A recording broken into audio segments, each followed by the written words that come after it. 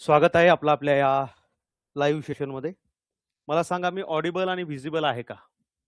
Fast बोला. माझा आवाज तुमच्यापर्यंत व्यवस्थित येतोय आणि बोर्डवर आहे ते व्यवस्थित दिसतंय का? माफ करा आज कमेंट थोड्याशा मी ऑफ ठेवलेल्या आहेत. सकाळपासून बरेचसे मेसेजेस आहेत, कॉल आहेत. तलाठीच्या संदर्भात विचारणा आहे. तर त्यामुळं लेक्चर आपलं भरकटून आहे. मला तुमच्या कमेंट दिसतायत. गजू सर आहे. पण मी आज रिप्लाय जास्त कोणाला देणार नाही. कारण म्हणजे मी मी हँग झालो. बरेचसे 100-200 तरी कॉल आले असतील, की "सर हे असं तसं कोणतं करायचं, काय करायचं?" तर असो आपण चर्चा करूया आजच्या सेशन संदर्भात. आजचे दिवस थोडंसं ॲडजस्ट करा कमेंटला. असे आपण खूप कमी कमेंट पाहत असतो. फोकस आपलं आपल्या लेक्चरवर. लक्ष द्या मित्रांनो, आपण पाहिलं की मागच्या लेक्चरमध्ये इतर देशांमध्ये ज्या सुरू झालेल्या क्रांतिकारी चळवळी होत्या भारत स्वातंत्र्यासाठी, याच्यामध्ये आपण सर्वात शेवटी फ्रान्स, पॅरिस वगैरे या भागापर्यंत आलो होतो. इथपर्यंत आपण पाहिलं होतं आणि क्रांतिकारकांचा जो पहिला टप्पा आहे, हा पहिला टप्पा 1915 ला क्रांतिकार्याचा पहिला टप्पा संपला. पहिला टप्पा जो आहे, हा टप्पा या ठिकाणी संपला. काय होतं, आज ॲडमिशन घेणारे त्यांच्या कमेंट वेगळ्याच असतात, की सर कुठून सुरुवात करायची काय? असंही तुमच्या तिथं चॅट बॉक्स आहे. चॅट बॉक्समध्ये मेसेज करा किंवा माझा नंबर तुमच्याकडे आहे. नंबरवर कॉल करा. आपण डायरेक्टली बोलूया. कारण की इथं काय होतं, तुम्ही तुम्ही डिस्टर्ब म्हणजे तुमच्या प्रश्नाचं उत्तर मिळतं. मात्र तुमच्याबरोबर बाकीचे जे आहेत, हे सगळे इथं डिस्टर्ब होऊन जातात. चला, आज आपल्याला या ठिकाणी नवीन प्रकरणाला सुरुवात करायची. प्रकरण तेच आहे क्रांतिकारक, मात्र त्याचा पार्ट दुसरा. क्रांतिकार्याचा दुसरा टप्पा जो आहे, या दुसऱ्या टप्प्याबद्दल आपल्याला चर्चा करायची. क्रांतिकारकांचा दुसरा टप्पा. पहिल्याच लेक्चरमध्ये आपण पाहिलं होतं, की पहिला टप्पा हा 1915 ला संपला. शेवट झाला त्यांचा गदर चळवळीनं आणि जो दुसरा टप्पा आहे, या पहिल्या टप्प्याचा शेवट गदर चळवळीनं झाला, इथं संपला आणि दुसरा टप्पा जो आहे, हा दुसरा टप्पा कधी सुरू झाला? तर दुसरा टप्पा सुरू झाला हिंदुस्थान रिपब्लिकन असोसिएशन याच्या स्थापनेने. ही कधी झाली स्थापना? ही झाली होती 1924 ला. मग हा जो 9 वर्षाचा कालखंड आहे, या 9 वर्षाच्या कालखंडामध्ये काय-काय घटना घडल्या आणि या 9 वर्षाच्या कालखंडामध्ये क्रांतिकारक शांत का होते? पहिल्यांदा याच्याबद्दल चर्चा करूया आणि नंतर आपण येऊया दुसऱ्या टप्प्याकडे. मित्रांनो, तुम्हाला माहिती आहे 1915 ला गांधीजींचं भारतामध्ये आगमन झालं. लक्षात घ्या. गांधींचे आगमन, गांधीजींची राजकारणामध्ये एंट्री झालेली आपल्याला पाहायला मिळते. त्याच्यानंतर गांधीजींनी चंपारण्य सत्याग्रह केला, अहमदाबाद चा गिरणी कामगारांचा सत्याग्रह केला, खेडा सत्याग्रह केला आणि या सगळ्या सत्याग्रहामुळे गांधीजींची संपूर्ण भारतभर एक व्यवस्थित चांगली प्रतिमा निर्माण झाली आणि प्रतिमा निर्माण झाल्यानंतर जेवढेही क्रांतिकारक होते, या क्रांतिकारकांनी गांधीवर विश्वास टाकून, गांधीजींवर विश्वास टाकून आपलं क्रांतिकार्य थांबवलं आणि गांधीजींना अनुमोदन दिलं, गांधीजींना पाठिंबा दिला आणि त्या पद्धतीनं हे सगळे क्रांतिकारक कार्य करत होते. मग येतो एक महत्वाचा पडाव. याच्यामध्ये तुम्हाला माहिती आहे रोलेट ॲक्ट आला. रोलेट ॲक्ट या ॲक्टमुळं क्रांतिकारक जे आहेत, ह्या क्रांतिकारकांचं म्हणजे क्रांतिकारकांनी गांधीजींवर विश्वास होता. रोलेट ॲक्टला टॅकल करण्यासाठी गांधीजींनी तुम्हाला माहिती आहे वेगवेगळ्या मार्गाने प्रयत्न केले. त्याच्यानंतर मग घडून आला जालियनवाला बाग हत्याकांड आणि जालियनवाला बाग हत्याकांड घडून आल्यानंतर क्रांतिकारक जे आहेत यांचा हळू-हळू विश्वास गांधीजींचा ढळू लागला किंवा शांततेच्या मार्गाने आपण स्वातंत्र्य मिळवू शकतो असं त्यांना जे वाटत होतं, तो विश्वास त्यांचा डगमगू लागला. त्यानंतर असहकार चळवळ सुरू झाली. सगळ्या क्रांतिकारकांनी यांना पाठिंबा दिला. त्यावेळेस ते गुप्त होते. काही उघड सुद्धा होते. असहकार चळवळ सुरू झाली. असहकार चळवळ सुरू झाल्यानंतर याच्यामध्ये अनेक क्रांतिकारकांनी भाग घेतला. स्वदेशीचा पुरस्कार केला वगैरे, वगैरे, वगैरे. मात्र याचा शेवट कशामुळे झाला? या असहकार चळवळीचा चौराचौरीची घटना घडली आणि चौराचौरीच्या घटनेने या ठिकाणी असहकार चळवळीचा शेवट झाला आणि या घटनेमुळे मित्रांनो प्रचंड उद्रेक, असंतोष देशभर पसरला होता. मग तुम्हाला माहिती आहे गांधीजींचे जे किंवा राष्ट्रीय काँग्रेस आहे, या राष्ट्रीय काँग्रेसमध्ये चौराचौरी प्रकरणानंतर 2 गट पडले. एक होता फेरवादी, हे आपण पाहिलेलं आहे आणि दुसरा गट होता नाफेरवादी. मित्रांनो, फेरवादी गटामध्ये जा किंवा नाफेरवादी गटामध्ये जा, हे शांततेच्या मार्गाने स्वातंत्र्यासाठी प्रयत्न होते. म्हणून क्रांतिकारकांनी या दोन्ही गटामध्ये न जाता स्वतंत्र त्यांचा गट किंवा स्वतंत्र संघटन सुरू केलं, स्वतंत्र लढा सुरू केला आणि हा स्वतंत्र लढा जो आहे, हा भारताच्या 2 भागामध्ये प्रामुख्याने आपल्याला पाहायला मिळाला. एक पाहायला मिळाला आपल्याला उत्तर भागामध्ये लढा जो दुसऱ्या टप्प्यातला मुख्य लढा होता. आणि दुसरा पाहायला मिळाला आपल्याला बंगालमधील लढा. बंगाल आणि उत्तर भारत याच्यामध्ये लाहोर वगैरे वायव्य भारताचा भाग येतो. या ठिकाणी क्रांतिकारकांनी स्वतंत्र लढण्याची घोषणा केली आणि त्यांनी ठाणून असं सांगितलं, की जोपर्यंत ब्रिटिशांना आपण याला काय म्हणतो आपण, की जोपर्यंत आपण लाठीच्या आणि बंदुकीच्या धाक दाखवत नाही, तोपर्यंत हे भारतातून जाऊ शकत नाहीत. अशा पद्धतीनं हा स्वातंत्र्य लढा क्रांतिकारकांच्या दुसऱ्या टप्प्याने सुरू केला. हे 2 ठिकाण या ठिकाणी क्रांतिकारकांच्या उद्रेकाचे ठिकाण होते. एक उत्तर भारताचा भाग म्हणजे इथं लाहोर वगैरे पाकिस्तानचा भाग येतो, दुसरा बंगाल. तर आपण 2 टप्पे करून हे पाहणार आहोत. पहिल्यांदा उत्तर भारतामध्ये कशा पद्धतीच्या घटना घडल्या क्रांतिकारकांच्या आणि त्याच्यानंतर आपण येणार आहोत बंगालमध्ये कशा पद्धतीनं क्रांतिकारी घटना घडल्या. ही लिंक तुम्हाला लागली. आता येऊया आपल्या पहिल्या महत्त्वाच्या मुद्द्याकडे. दुसऱ्या टप्प्यातला पहिला भाग उत्तर भारत. उत्तर भारतामध्ये कशा पद्धतीनं क्रांतिकारकांनी कार्य सुरू केलं, तिथं आपण येऊया. उत्तर भारत. डायरेक्टली लिहायची गरज नाही. डायरेक्ट सांगतो. जी संघटना पहिल्यांदा स्थापन झाली उत्तर भारतामध्ये, तिचं नाव होतं Hindustan Republican association. Hindustan Republican association. चर्चा करूया या संघटनेबद्दल. असोसिएशन थोडंसं तुम्हाला मागे नेतो. मित्रांनो, तुम्हाला माहित आहे की 1915 मध्ये सचिंद्र सन्याल यांना अटक झाली होती आणि सचिंद्र सन्याल यांना जन्मठेपेची शिक्षा झाली, काळ्या पाण्याची शिक्षा झाली आणि सचिंद्र सन्याल यांना काळ्या पाण्याची शिक्षा होऊन यांना काळ्या पाण्याची शिक्षा मुख्यत्वे दिली जायची अंदमान निकोबारच्या जेलमध्ये. त्यांना अंदमान आणि निकोबारच्या जेलमध्ये पाठवण्यात आलं. त्यानंतर मित्रांनो 1920 ला म्हणजे काँग्रेसच्या प्रयत्नांनी अशी घटना घडली, की जेवढेही स्वातंत्र्य कैदी आहेत, आमचे स्वातंत्र्य सैनिक आहेत, तर गांधीजींनी असहकार चळवळ सुरू करण्याच्या अगोदर ब्रिटिशांकडे मागणी केली होती, की बाबा हे जे कैदी आहेत, राजकीय कैदी, हे काही दुश्मन नाहीत किंवा हे काही नक्षल आपलं हे काही आतंकवादी वगैरे नाहीत, हे आपले लोक आहेत. तर विनंत्या अर्ज करून यांची सजा जी आहे, सचिंद्र सन्याल आणि बरेचसे क्रांतिकारक सामूहिक सजा माफ करण्यात आली होती. 1920 ला हे जेलमधून बाहेर आले. यांना सुद्धा 2 वेळा जन्मठेप झालेली बरं का. हे जेलमधून बाहेर आले आणि नंतर 2-3 वर्ष त्यांनी म्हणजे शांततेच्या मार्गाने लढा सुरू ठेवला. मात्र 1924 ला म्हणजे तुम्हाला माहिती आहे चौरा-चोरीच्या घटनेनंतरच मुख्यत्वे हे ॲक्टिव्ह झालेले आपल्याला पाहायला मिळतात. मित्रांनो, सचिंद्र सन्यालबद्दल आपण चर्चा आता इथं करणार आहोत. याचं कारण काय, की हिंदुस्थान रिपब्लिकन असोसिएशनच्या प्रमुख संस्थापक आणि नेतृत्वापैकी एक होते सचिंद्र सन्याल. मित्रांनो, हिंदुस्थान रिपब्लिकन असोसिएशनची स्थापना, ज्याला शॉर्ट फॉर्ममध्ये HRA असं म्हटलं जातं. HRA बरोबर आहे. मी शॉर्टकटमध्ये असं लक्षात ठेवतो हरा आणि नंतर भगतसिंग जेव्हा एंट्री करतात या संघटनेमध्ये, तेव्हा सोशलिस्ट हा शब्द ॲड करतात. मग दुसरं नाव त्याचं कन्व्हर्जन झाल्यानंतर होतं हसरा. त्यामुळे दोन्ही नाव तुम्ही लक्षात ठेवू शकता. हे सोपं जातं. भगतसिंगनी जे पुनर्गठन भगतसिंग यांच्या वेळी जे पुनर्गठन झालं, तेव्हाही प्रमुख भगतसिंग नव्हते, चंद्रशेखर आझाद होते. बोलूया त्याच्याबद्दल सुद्धा. पहिल्यांदा हराबद्दल चर्चा करूया. HRA याची स्थापना मित्रांनो झाली 3 ऑक्टोबर 1924. कुठं झाली? कानपूर येथे. कानपूर या ठिकाणी स्थापना झाली. याचे संस्थापक आणि सदस्य कोण होते? मुख्य संस्थापकापैकी एक नाव होतं, ते म्हणजे सचिंद्र सन्याल. सचिंद्र सन्याल. सचिंद्र सन्याल हे यांनी नेतृत्व केलं होतं या संघटनेचं नेतृत्व. त्यानंतर बाकी नावं लक्षात असू द्या. बाकी नाव आहेत रामप्रसाद बिस्मिल, रामप्रसाद बिस्मिल, चंद्रशेखर आझाद,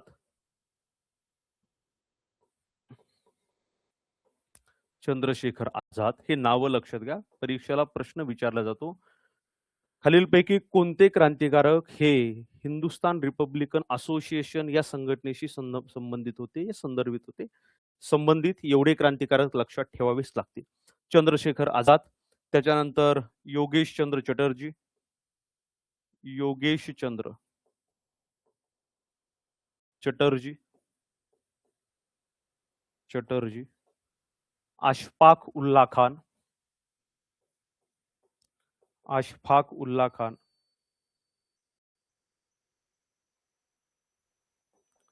त्याच्यानंतर राजेंद्र लाहिरी, राजेंद्र लाहिरी, हा भगवती चरण वोरा. रोशन सिंग अगोदर घ्या.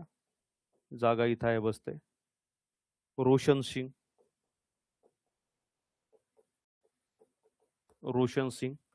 त्याच्यानंतर भगवती चरण वोरा.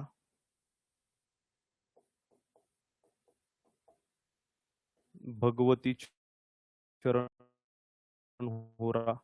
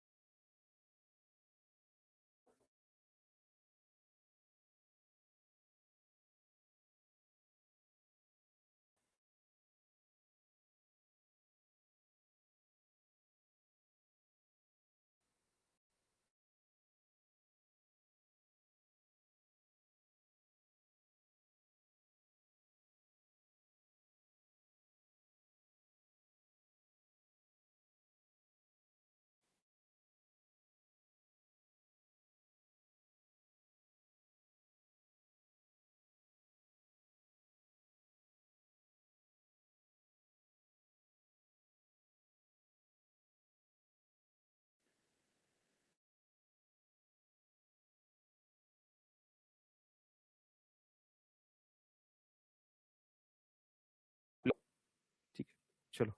Yellow paper cut. आता ओळखू आलं. हा हे असं तुमच्या लक्षात राहील की सरांनी असं असं काहीतरी काढलं होतं. हिंदुस्थान रिपब्लिकन असोसिएशनची घटना येलो पेपर घटना म्हणून ओळखली जाते आणि ही लिहिली होती, लिखाण केलं होतं, लिखाण रामप्रसाद बिस्मिल. रामप्रसाद बिस्मिल.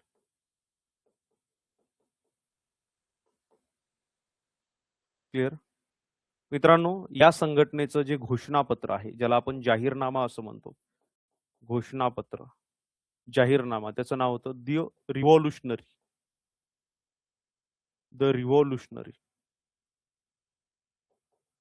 आणि हे लिहिलं होतं सचिंद्र सन्याल यांनी. सचिंद्र सन्याल.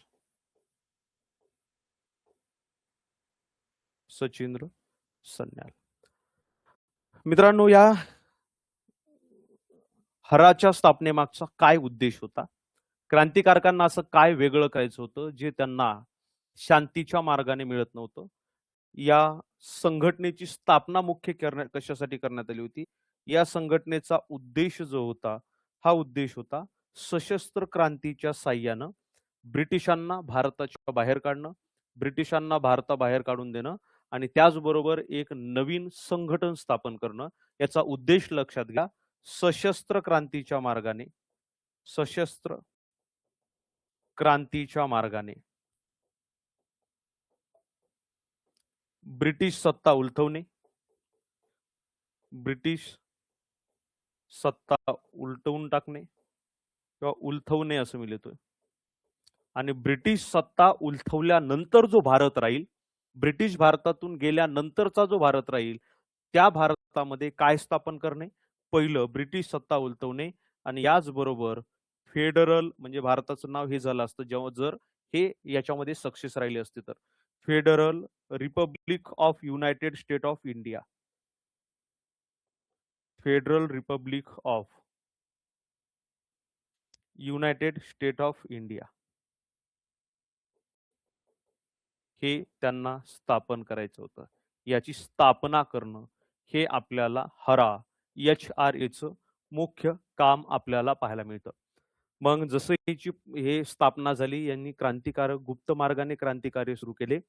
काही मोठं करण्याच्या अगोदरच ब्रिटिशांना याची माहिती लागली आणि ब्रिटिशांनी याचे जे मुख्य, या संस्थेचे मुख्य जे लोक आहेत यांना ब्रिटिशांनी अटक केली. लक्षात घ्या.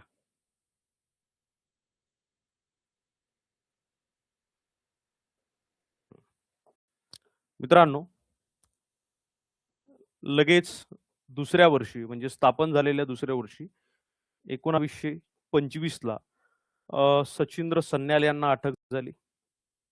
त्यांची झडती घेतली असताना त्यांनी अशा पद्धतीच्या संघटन तयार केलं आणि त्यासाठी इंग्रजाविरोधात, ब्रिटिशाच्या विरोधात उठाव करण्याच्या तयारीत आहेत. त्यामुळे पुन्हा त्यांच्यावर खटला दाखल करण्यात आला. यांना मित्रांनो पुन्हा जन्मठेप झाली.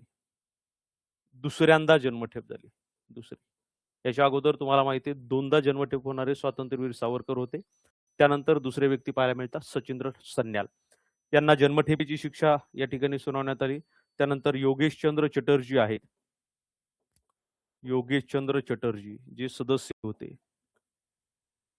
यांनाही अटक करून जन्मठेपेची शिक्षा सुनावण्यात आली. जन्मठेप क्लिअर, येतं लक्षात. त्यानंतर जे नेतृत्व आहे, हे नेतृत्व आलं हराचे, HRAचे नेतृत्व हे आले पंडित रामप्रसाद बिस्मिल यांच्याकडे. पंडित रामप्रसाद बिस्मिल. आता नेतृत्व आल्यानंतर आपल्याला क्रांतिकार्य करायचंय. क्रांतिकार्य करत असताना घरात पैसा नाही, घरातून काही पैसे म्हणजे घरात असले असते त्यांनी दिले सुद्धा असते, मात्र ब्रिटिशांच्या विरोधात उठाव करायचा आहे. शस्त्रास्त्रे लागतील, दारुगोळा लागेल, त्याच्यानंतर माणसं लागतील आणि त्यासाठी गरजेचा होता यांना पैसा. आणि या पैशाच्या गरजेमधून नवीन एक घटना उदयास आली, ज्याला आपण काकोरी कट असं म्हणतो. काकोरी घटना. पूर्वी काकोरी कट असं म्हटलं जायचं, त्यानंतर सरकारनं नाव त्याचं बदललं, काकोरी घटना असं नाव ठेवण्यात आलं. रामप्रसाद बिस्मिल हे त्या काकोरी गटाचे प्रमुख होते. कारण HRAचे नेतृत्व यांच्यानंतर जेव्हा सचिंद्र सन्याल यांना अटक झाली, हे HRAचे नेतृत्व आलं रामप्रसाद बिस्मिल यांच्याकडे. आणि त्यानंतर रामप्रसाद बिस्मिल यांनी पहिली जी मेजर घटना घडून आणली ती म्हणजे काकोरी कट. काकोरी कट काय होता? काकोरी कट एकदा मी समजून सांगतो, नंतर तुम्हाला लिहून देतो. जसं मी तुम्हाला म्हटलं की क्रांतिकार्यासाठी पैशांची आवश्यकता यांना होती आणि ही पैशाची आवश्यकता म्हणजे क्रांतिकारक काय असे श्रीमंत वगैरे नव्हते की पूर्ण एखादं क्रांतिकार्य घडून आणू एवढी त्यांच्याकडे संपत्ती असेल, तर नाही, म्हणजे नव्हतीच त्यांच्याकडे. मग याच्यासाठी ठरलं की जे ब्रिटिश आपल्याला शेकडो वर्षापासून लुटत आहेत व या ब्रिटिशांनाच आपण लुटायचं, आणि त्यासाठी प्लॅन तयार करण्यात आला. मित्रांनो, एक रूट होता रेल्वे रूट. त्यांना माहिती मिळाली की एका रेल्वे रूटवरून एक रेल्वे गाडी जाणार आहे. हा जो रेल्वे रूट होता हा होता सहारनपूर ते लखनौ. सहारनपूर ते लखनौ. आणि याच गाडीमध्ये, या गाडीच्या काही डब्यामध्ये त्यांच्या असं लक्षात आलं, त्यांना गुप्त माहिती मिळाली होती की ब्रिटिश जे आहे हे ब्रिटिश काही पैसे आणि इतर काही आपण असं म्हणूया की सोनं वगैरे काही घेऊन जाणार आहेत. मग एक स्टेशन आहे या दोन्हीच्या दरम्यान, त्याचं नाव आहे काकोरी. असं ठरलं की याच्या अगोदरच्या स्टेशन मधून सगळ्यांनी, म्हणजे अगोदर कोणाला संशय येऊ नये, सगळ्यांनी गाडीमध्ये चढायचं. याच्यामध्ये नेतृत्व याचं जे केलं काकोरी कटाचं, याचं नेतृत्व केलं होतं रामप्रसाद बिस्मिल यांनी. मुख्य नेतृत्व यांचं होतं रामप्रसाद बिस्मिल. हे तसे तर अनेक, म्हणजे 10 जण याच्यामध्ये होते. रामप्रसाद बिस्मिल. त्याचबरोबर आणखी एक नाव लक्षात घ्या, आणखी एक नाव अशफाक उल्ला खान. अशफाक उल्ला खान हे, आणि यांच्या बरोबर आणखी 10 लोक होते, प्लस आणखी 8 व्यक्ती. यांनी चढायचं ठरवलं. चढल्यानंतर यांनी सांगितलं की बाबा ही जी ट्रेन आहे या ट्रेनचं नाव लक्षात असू द्या. नाव विचारलं आहे, बऱ्याच सेंट्रल गव्हर्नमेंटच्या परीक्षेमध्ये आलेलं आहे. याचं नाव आहे 8 डाऊन ट्रेन. 8 down train. कोणती ट्रेन लुटली होती? 8 डाऊन ट्रेन. हे सगळे 10 सदस्य आपले चढले. याच्यातले ह्या डब्यातून ह्या डब्यात, या डब्यातून या डब्यात, या डब्यातून या डब्यात असं करत करत जे 4 सदस्य आहेत हे पहिले घुसले इंजिन मध्ये. इंजिन मध्ये घुसल्यानंतर बंदूक लावली. इंजिन आपलं जे पायलट होता, लोको पायलट होता रेल्वेचा, इंजिन मध्ये जाऊन, म्हणजे मेन याच्यामध्ये जाऊन, कॅबिन मध्ये जाऊन त्याला बंदूक लावली आणि त्याला सांगितलं की अंधारी समोर एक, म्हणजे असं आपण म्हणूया की अंधारी मार्ग होता, तिथं रेल्वे थांबवायला सांगितली. जशी रेल्वे थांबली, हे तोपर्यंत या डब्यांमध्ये घुसले होते. यांचा जसा इशारा झाला, मोठ्या शिट्टीचा आवाज होता. इशारा झाल्यानंतर जशी ट्रेन थांबली, यांनी लगेच याच्यामधले जेवढाही पैसा आहे, जेवढे सरकारी, बघा यांचं अगोदर ठरलं होतं आपण ब्रिटिशांच्या विरोधात लढतोय, त्यामुळं कोणत्याही सामान्य नागरिकाला याचा त्रास झाला नाही पाहिजे. कोणताही सामान्य व्यक्ती यांचं सोनं वगैरे त्यांचा पैसा लुटला गेला नाही पाहिजे. त्यांना कोणत्याही प्रकारची इजा झाली नाही पाहिजे. बंदूक जरी पिस्तूल जरी ताणली असेल तरी त्यांचा इरादा हा त्या लोको पायलटला मारण्याचा नव्हता किंवा या ट्रेनमधल्या कोणालाही मारण्याचा नव्हता. अशाच पद्धतीनं मित्रांनो यांनी इथं पैसे उतरून घेतले आणि लगेच ही ट्रेन जी आहे, हे सगळे उतरून इथून पळून गेले आणि ही जी ट्रेन आहे, ही ट्रेन मार्गस्थ झालेली आपल्याला पाहायला मिळते. काकोरी कटाची तारीख लक्षात घ्या. तारीख विचारली जाऊ शकते 9 ऑगस्ट. याला म्हणायचं काकोरी कट घटना. 9 ऑगस्ट 1925 ही त्याची तारीख होती. मित्रांनो ठिकाण लक्षात आलं तुमच्या. ठिकाण आहे काकोरी या ठिकाणी. ट्रेनचं नाव 8 डाऊन ट्रेन. मित्रांनो किती मुद्देमाल, एकूण किती लूट केली होती. ब्रिटिशांचा आकडा वेगळा होता आणि आपल्या जे क्रांतिकारक आहे यांचा आकडा वेगळा होता. एकूण लूट जी आहे, ही लूट केली होती मित्रांनो 4,601 रुपये आणि सरकारी आकडा दाखवण्यात आला 8,000 रुपयाची लूट. सरकारी आकडा जो आहे हा 8,000 रुपयाचा दाखवण्यात आला. 8,000 रुपये एवढा दाखवण्यात आला. याचा उद्देश काय होता? आताच मी तुम्हाला सांगितलं. काकोरी ट्रेन लुटण्याचा उद्देश एकच होता. तो उद्देश होता या पैशांचा वापर करून सशस्त्र क्रांतीसाठी ब्रिटिश सरकारच्या विरोधात जाऊन म्हणजे ब्रिटिश सरकारला इथून हकलून देण्यासाठी या पैशाचा वापर करून शस्त्रास्त्र खरेदी करणं हाच याचा उद्देश आपल्याला पाहायला मिळतो. मात्र ही घटना जास्त चर्चित का झाली? म्हणजे सरकारपर्यंत लवकर का गेली किंवा याचा गाजावाजा का झाला? असा तर गाजावाजा होणार होता, मात्र लोकांमध्ये थोडीशी दहशत इथं निर्माण झाली. याचं कारण आहे की हे जेव्हा इथं या ठिकाणी ही ट्रेन मधून सरकारी खजाना लुटत असताना एक होते मनमथनाथ गुप्ता बघा. मनमथनाथ गुप्ता. या मनमथनाथ गुप्ता यांच्याकडून चुकून एक बंदुकीची गोळी जी आहे ही गोळी निघाली आणि अली अहमद नावाचा एक व्यक्ती होता. या अली अहमदचा या ठिकाणी या गोळीमधून चुकून गोळी लागली. चुकून गोळी लागली आणि या गोळीमधून मृत्यू झाला. जसा मृत्यू झाला इथं भयंकर या पूर्ण ट्रेनमध्ये मित्रांनो लोकांमध्ये हाहाकार पसरला, भीती पसरली आणि तिथून मग जलद गतीनं म्हणजे लोक यांना ओळखायला सुद्धा म्हणजे तिथं मदत झाली. लोकांना माहीत नव्हतं ना यांचा उद्देश काय वगैरे. तर हा आहे मित्रांनो काकोरी कट खटला. यानंतर मित्रांनो या काकोरी कट खटल्यामध्ये जवळपास 42 या HRAच्या संघटकांना किंवा क्रांतिकारकांना या ठिकाणी अटक करण्यात आली. या खटल्यामध्ये अटक किती जणांना झाली? 42 HRA क्रांतिकारक अटक झाले आणि या 42 पैकी मित्रांनो 4 लोकांना फाशी देण्यात आली. 4 जणांना फाशी देण्यात आली. परीक्षेला विचारलं जाईल काकोरी कट घटनेमध्ये खालीलपैकी कोणत्या क्रांतिकारकांना फाशीची सजा देण्यात आली होती की फाशी झाली होती? 4 नावं लक्षात असू द्या. या 4 नावापैकी एक नाव जे परीक्षेला येऊन गेलेलं आहे आणि याच्याच संदर्भात येऊन गेलेलं आहे. एक राजेंद्र लाहिरी, राजेंद्र लाहिरी, त्यानंतर रामप्रसाद बिस्मिल. मित्रांनो ही सगळी प्लॅनिंग करण्यामध्ये चंद्रशेखर आझाद सुद्धा होते. यांनाही अटक झाली होती. रामप्रसाद बिस्मिल. त्याच्यानंतर अशफाक उल्ला खान, अशफाक उल्ला खान आणि ठाकूर रोशन सिंग. ठाकूर रोशन सिंग यांना कधी फाशी झाली? राजेंद्र लाहिरी यांना 17 डिसेंबर 1927 ला.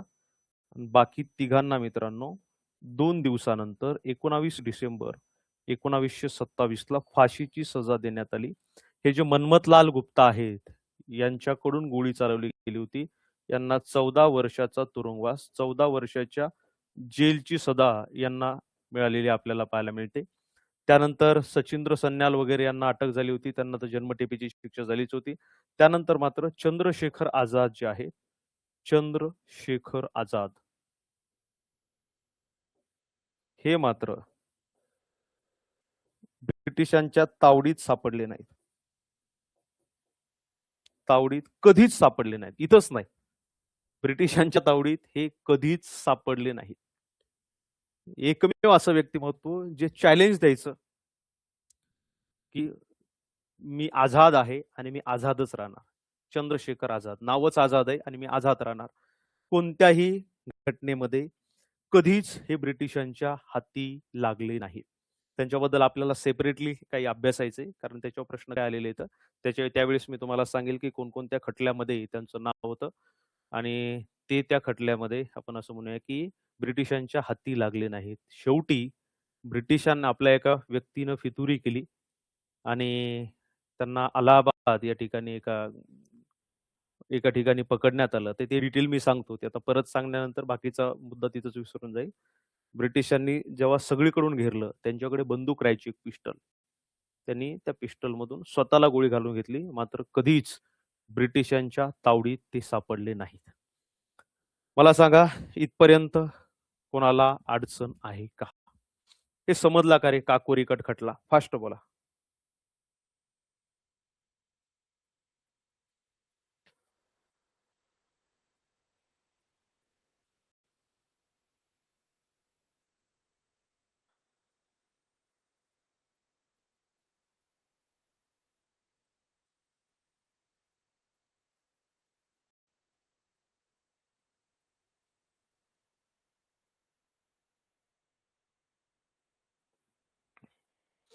चला व्हिडिओ स्टॉप झालाय म्हणतायत. पण इकडून काहीच प्रॉब्लेम नाही. बाकीच्यांनाही प्रॉब्लेम नाही. सौम्य. बाकीचे कमेंट आहेत. प्रॉब्लेम नाहीये. चलो. आता येऊया एक नवीन संघटना. आता याच्यानंतर मित्रांनो चंद्रशेखर आझाद यांच्याकडे नंतर म्हणजे हरा ही जी संघटना आहे एच.आर.ए संघटना म्हणजे काही दिवस एच.आर.ए संघटनेचं पूर्ण नेतृत्व कोणी करत नव्हतं आणि याचे क्रांतिकारी जे आहे ते क्रांतिकारी थांबले होते. त्यानंतर मित्रांनो 1928 मध्ये एच.आर.ए या संघटनेचं पुनर्गठन केलं चंद्रशेखर आझाद यांनी आणि त्यांच्यासोबत होते मग राजगुरू असेल, भगतसिंग असेल यांनी मात्र पुनर्गठन करत असताना याच्यामध्ये एक शब्द ऍड करायला लावला. ते म्हणजे हिंदुस्तान सोशलिस्ट रिपब्लिकन असोसिएशन. मात्र याच्या दरम्यान म्हणजे हे 1924 ला स्थापन झालेली संस्था 1928 एक आणखी क्रांतिकारी संघटना स्थापन झाली होती. त्याचं नाव होतं नवजीवन भारत सभा. नवजीवन भारत सभा. आता थोडीशी चर्चा करूया नवजीवन भारत सभेबद्दल. कारण ही लाखो सदस्य असणारी एक क्रांतिकारी संघटना अशी होती ज्या क्रांतिकारी संघटनेनं लाहोर वगैरे आसपासचा प्रदेश हादरून सोडला होता. ब्रिटिशांनाही हादरून सोडलं होतं. थोडीशी चर्चा करूया कारण ही संघटना स्थापन केली होती भगतसिंग यांनी. भगतसिंग जेव्हा आपण अभ्यासूया तेव्हा उल्लेख येईल. मात्र आता ठीक आहे हे 2-2 वर्षाच्या अंतरानंतर आपल्या लक्षात राहील तर त्यामुळे हे अगोदर घेतोय. मित्रांनो नवजीवन भारत सभा जी आहे सॉरी नवजवान भारत सभा आहे. नवजीवन नाही. नवजवान भारत सभा. नवजवान ही एक क्रांतिकारी संघटना आहे. क्रांतिकारी संघटना.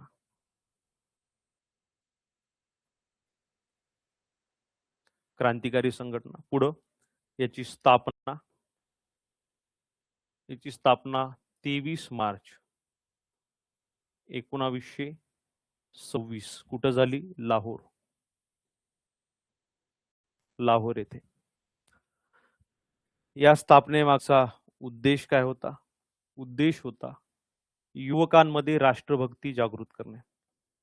नवजवान नावच आहे. युवकांमध्ये राष्ट्रभक्ती जागृत करणे. त्याबरोबर समाजवादी दृष्टिकोन रुजवणे. 2 मिनिटात मी समाजवादी दृष्टिकोन सांगतो. समाजवाद म्हणजे काय? समाजवाद म्हणजे मी मोठा होत असताना माझा समाज सुद्धा माझा देश सुद्धा माझ्या बरोबर मोठा झाला पाहिजे आणि सर्वात पहिल्यांदा हित जे आहे हे लोकांचं हे देशातील जनतेचं ही जी विचारधारा असते त्याला समाजवादी विचारधारा असं म्हणतो. इकॉनॉमिक्स मध्ये तुम्ही पाहिलं असेल की अर्थव्यवस्थेचे प्रकार समाजवादी अर्थव्यवस्था, भांडवलशाही अर्थव्यवस्था. समाजवादी अर्थव्यवस्था म्हणजे अशी अर्थव्यवस्था की ज्यामध्ये जे जनता आहे या जनतेचं हित प्रमुख ठेवून, त्याचं हित पुढं ठेवून सरकार जे धोरणं आखतं त्याला समाजवादी अर्थव्यवस्था म्हटलं जातं. असो, समाजवादी म्हणजे सर्वसमावेशक जेवढी जनता आहे यांचा विकास होणं, अशा पद्धतीचं जे म्हणजे समाजाची उन्नती होणं, ही जी आयडिओलॉजी असते त्याला समाजवादी सोप्या शब्दामध्ये सांगतोय. तसं तर समाजवादी या शब्दावर लोकं 5-5 तास, 8-8 तास व्याख्यानं देतात. बरोबर आहे. लक्षात घ्यायचं. समाजवादी दृष्टिकोन युवकांमध्ये जागृत करणं. मित्रांनो, यांची जी घोषणा होती, घोषणा यांच्या 2 घोषणा हे नवजवान भारत सभा चे सदस्य द्यायचे. एक होतं हिंदुस्तान जिंदाबाद, हिंदुस्तान जिंदाबाद आणि दुसरी घोषणा होती ते म्हणजे इन्कलाब जिंदाबाद, इन्कलाब जिंदाबाद.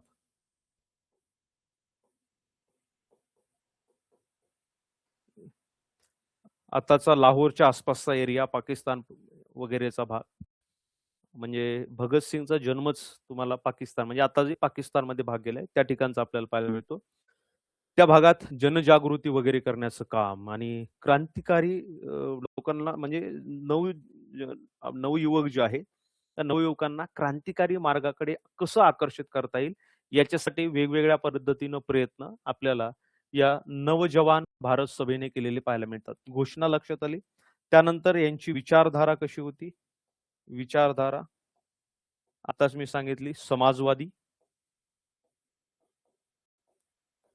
समाजवादी. त्यानंतर धर्मनिरपेक्ष, कोणताही धर्माचा पुरस्कार कोणी याच्यामध्ये करणार नाही. धर्मनिरपेक्ष व राष्ट्रीय एकता. तुम्हाला माहित असेल की जे भगतसिंग होते हे नास्तिक होते आणि त्यांचं एक पुस्तक आहे मी नास्तिक का आहे, या पुस्तकामध्ये त्यांनी कारण लिहिले धर्मनिरपेक्षता हे पहिल्यापासून त्यांनी त्यांच्या विचारधारेमध्ये आपल्याला पाहायला मिळतं. त्यानंतर मित्रांनो ही जी नवजवान भारत सभा आहे, या नवजवान भारत सभेनं जेवढं त्यांना म्हणजे पुढं प्रमोट करायचं होतं, तेवढं म्हणजे भगतसिंग जेवढं त्यांना पुढे नेणार होते, मात्र चंद्रशेखर आझाद यांच्यासोबत त्यांची भेट झाली आणि मग त्यांच्यामध्ये अशी चर्चा झाली, की वेगवेगळ्या संघटना स्थापन करून आपण ब्रिटिशांच्या समोर जाण्यापेक्षा जी हिंदुस्तान रिपब्लिकन असोसिएशन आहे, त्याचंच आपण पुनर्गठन करूया आणि त्याच संघटनेच्या अंतर्गत आपण काम करूया. म्हणून नवजवान भारत सभेचे सभासद जे आहेत, हे सभासद पुढं कुठं सामील झाले? HRA याचीच नवीन शाखा जी तयार झाली होती. HSRA मी ही हसरा असं लक्षात ठेवत असतो. HRA भगतसिंग हसत हसत फाशीला गेले. यस सोशलिस्ट हा शब्द भगतसिंगांमुळे या ठिकाणी आपण ऍड करतोय.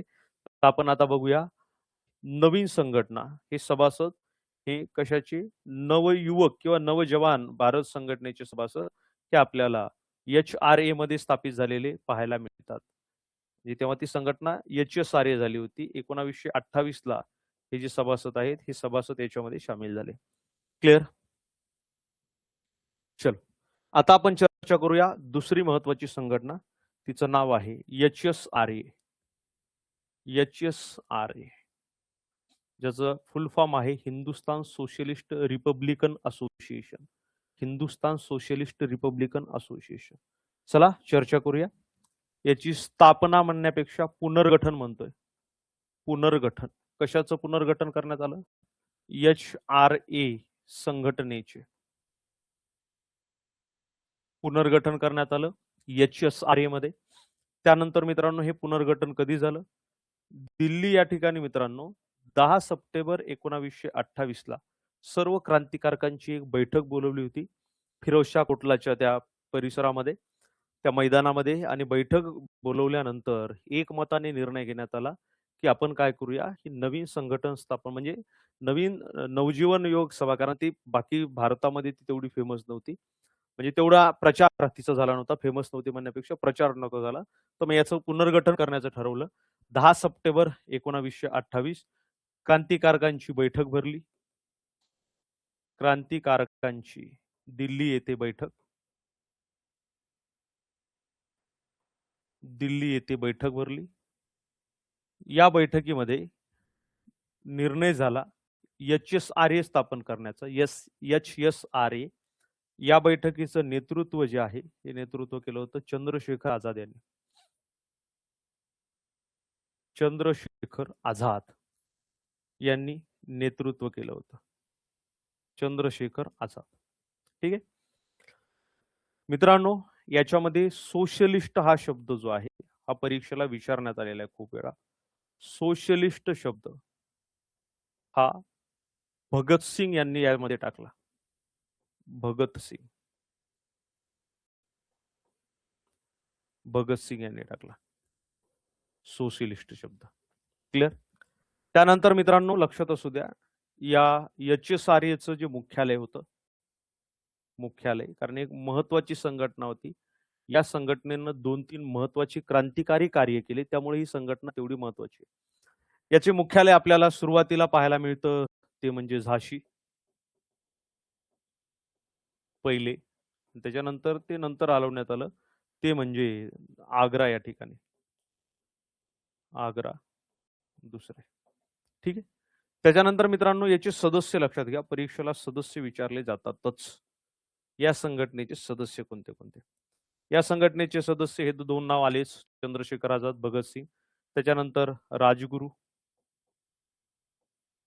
बटुकेश्वर दत्त, सुखदेव घेतो सोबतच, लक्षात राहील. सुखदेव, बटुकेश्वर दत्त, बटुकेश्वर दत्त. त्याच्यानंतर भगवती चरण ओरा, भगवती चरण ओरा. मित्रांनो भगवती चरण ओरा हे असे क्रांतिकारक होते जे कोणत्याही क्रांतिकार्यामध्ये समोर राहायचे. फक्त तेच नाही, त्यांच्या पत्नी सुद्धा. त्यांच्या पत्नीचं नाव दुर्गाभाभी. दुर्गाभाभी का पुढे राहायच्या याचं कारण असं होतं की भगवती चरण ओराला यांना प्रत्येक वेळी एखाद्या संकटातून जर बाहेर निघायचं असेल, बाहेर पडायचं असेल, त्यावेळेस पलायन करणं हा मुख्य भाग असायचा. एखादी घटना तुम्ही करताय, घटना केल्यानंतर तिथून पलायन करणं हे गरजेचं असायचं. त्यावेळेस वेगवेगळी वेषांतरं केली जायची आणि पुरुष असतील तर जास्त पुरुषांची तपासणी वगैरे व्हायची. जी तपासणी स्त्रियांची तेवढी व्हायची नाही. त्यामुळे त्यांच्या पत्नी सुद्धा भगवती चरण ओरा, त्यांच्या पत्नी त्यांचं नाव दुर्गाभाभी, ह्या सुद्धा याच्या सदस्य होत्या. दुर्गाभाभी ओहरा यांच्या पत्नी. तुम्हाला माहित असेल सॉडरशी जेव्हा हत्या केली होती तेव्हा भगतसिंग जे आहेत हे दुर्गाभाभी यांच्यासोबत भगतसिंग यांनी पलायन केलं होतं. ब्रिटिशांचं वेषांतरण दोघांनी केलं होतं. ब्रिटिश म्हणजे आपण असं म्हणूया की त्यांनी कॉस्ट्युम बदलले होते आणि चेहरा वगैरे मेकअप वगैरे, आणि दुर्गाभाभी ह्या त्यांच्या पत्नी बनल्या होत्या आणि अशा पद्धतीनं त्यांनी तिथून पलायन केलं होतं. बघूया त्याच्याबद्दल पुढे आपल्याला येणारच आहे. त्यानंतर यांचे आणखी सदस्य आपल्याला पाहायला मिळतात ते म्हणजे जयगोपाल. जयगोपाल तुम्हाला माहित असेल की जेव्हा सॉडर्सच्या हत्येचा प्रयत्न झाला त्यावेळेस हे सुद्धा होते, जयगोपाल सुद्धा होते. जयगोपाल, त्याच्यानंतर आणखी जयदेव कपूर, जयदेव कपूर हे यांचे सदस्य होते. ठीक आहे. त्यानंतर मित्रांनो यांचं जे घोषणापत्र आहे हे घोषणापत्र भगवती चरण ओरा यांनी लिहिलं होतं. घोषणापत्र भगवती चरण ओहरा, भगवती चरण ओहरा यांनी लिहिलं होतं. त्यांच्या पुस्तकामध्ये त्यांनी त्याबद्दल चर्चा केली होती. त्यांचं पुस्तक the philosophy of bomb, the philosophy of bomb.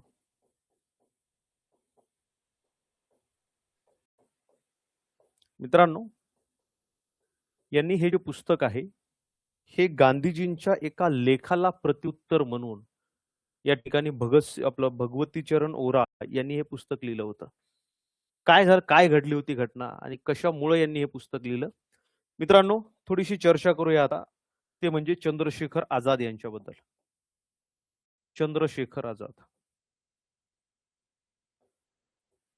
तुम्हाला बऱ्याच जणांना ही घटना माहीत असेल नसेल, मात्र चंद्रशेखर आझाद यांनी व्हाईसरॉय आयर्विनच्या हत्येचा प्रयत्न केला होता.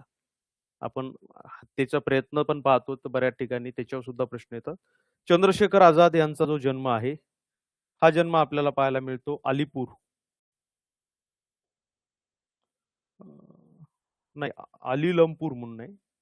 आलीलमपूर हे मध्य प्रदेश या ठिकाणचं हे गाव. या ठिकाणी यांचा जन्म झाला. मित्रांनो, त्यांच्या जन्मानंतर म्हणजे आपण असं म्हणूया, की ते जेव्हा क्रांतिकार्याकडे वळले, म्हणजे मुख्य क्रांतिकारक जे निडर क्रांतिकारक होते आणि सोबत त्यांच्या नेहमी पिस्टल असायचं आणि त्यांनी सांगितलं होतं, की "मी आयुष्यभर आझाद राहणार. आझाद हूँ, आझाद ही रहूंगा. जिस दिन ब्रिटिश मुझको पकडने आएंगे, मैं खुद को गोली मारूंगा, लेकिन उनके" म्हणजे त्यांचं म्हणणं होतं, की "मैं उनके हात नहीं लगूंगा." म्हणजे त्यांच्या हाती मी लागणार नाही. मी आझाद आहे, तर आझादच राहणार आणि आझादच मरणार. हे वाक्य होते कोणाचे? तर चंद्रशेखर आझाद यांचे. चंद्रशेखर आझाद यांनी बरचसं तुम्हाला माहीत असायला पाहिजे. बऱ्याचशा क्रांतिकारी घटनांमध्ये चंद्रशेखर आझाद यांनी कार्य केलं होतं. जसं की आपण म्हणूया चंद्रशेखर आझाद काकोरी कटामध्ये होते. इथून ते फरार झाले. काकोरी कट इथून फरार. एक काम करतो मी.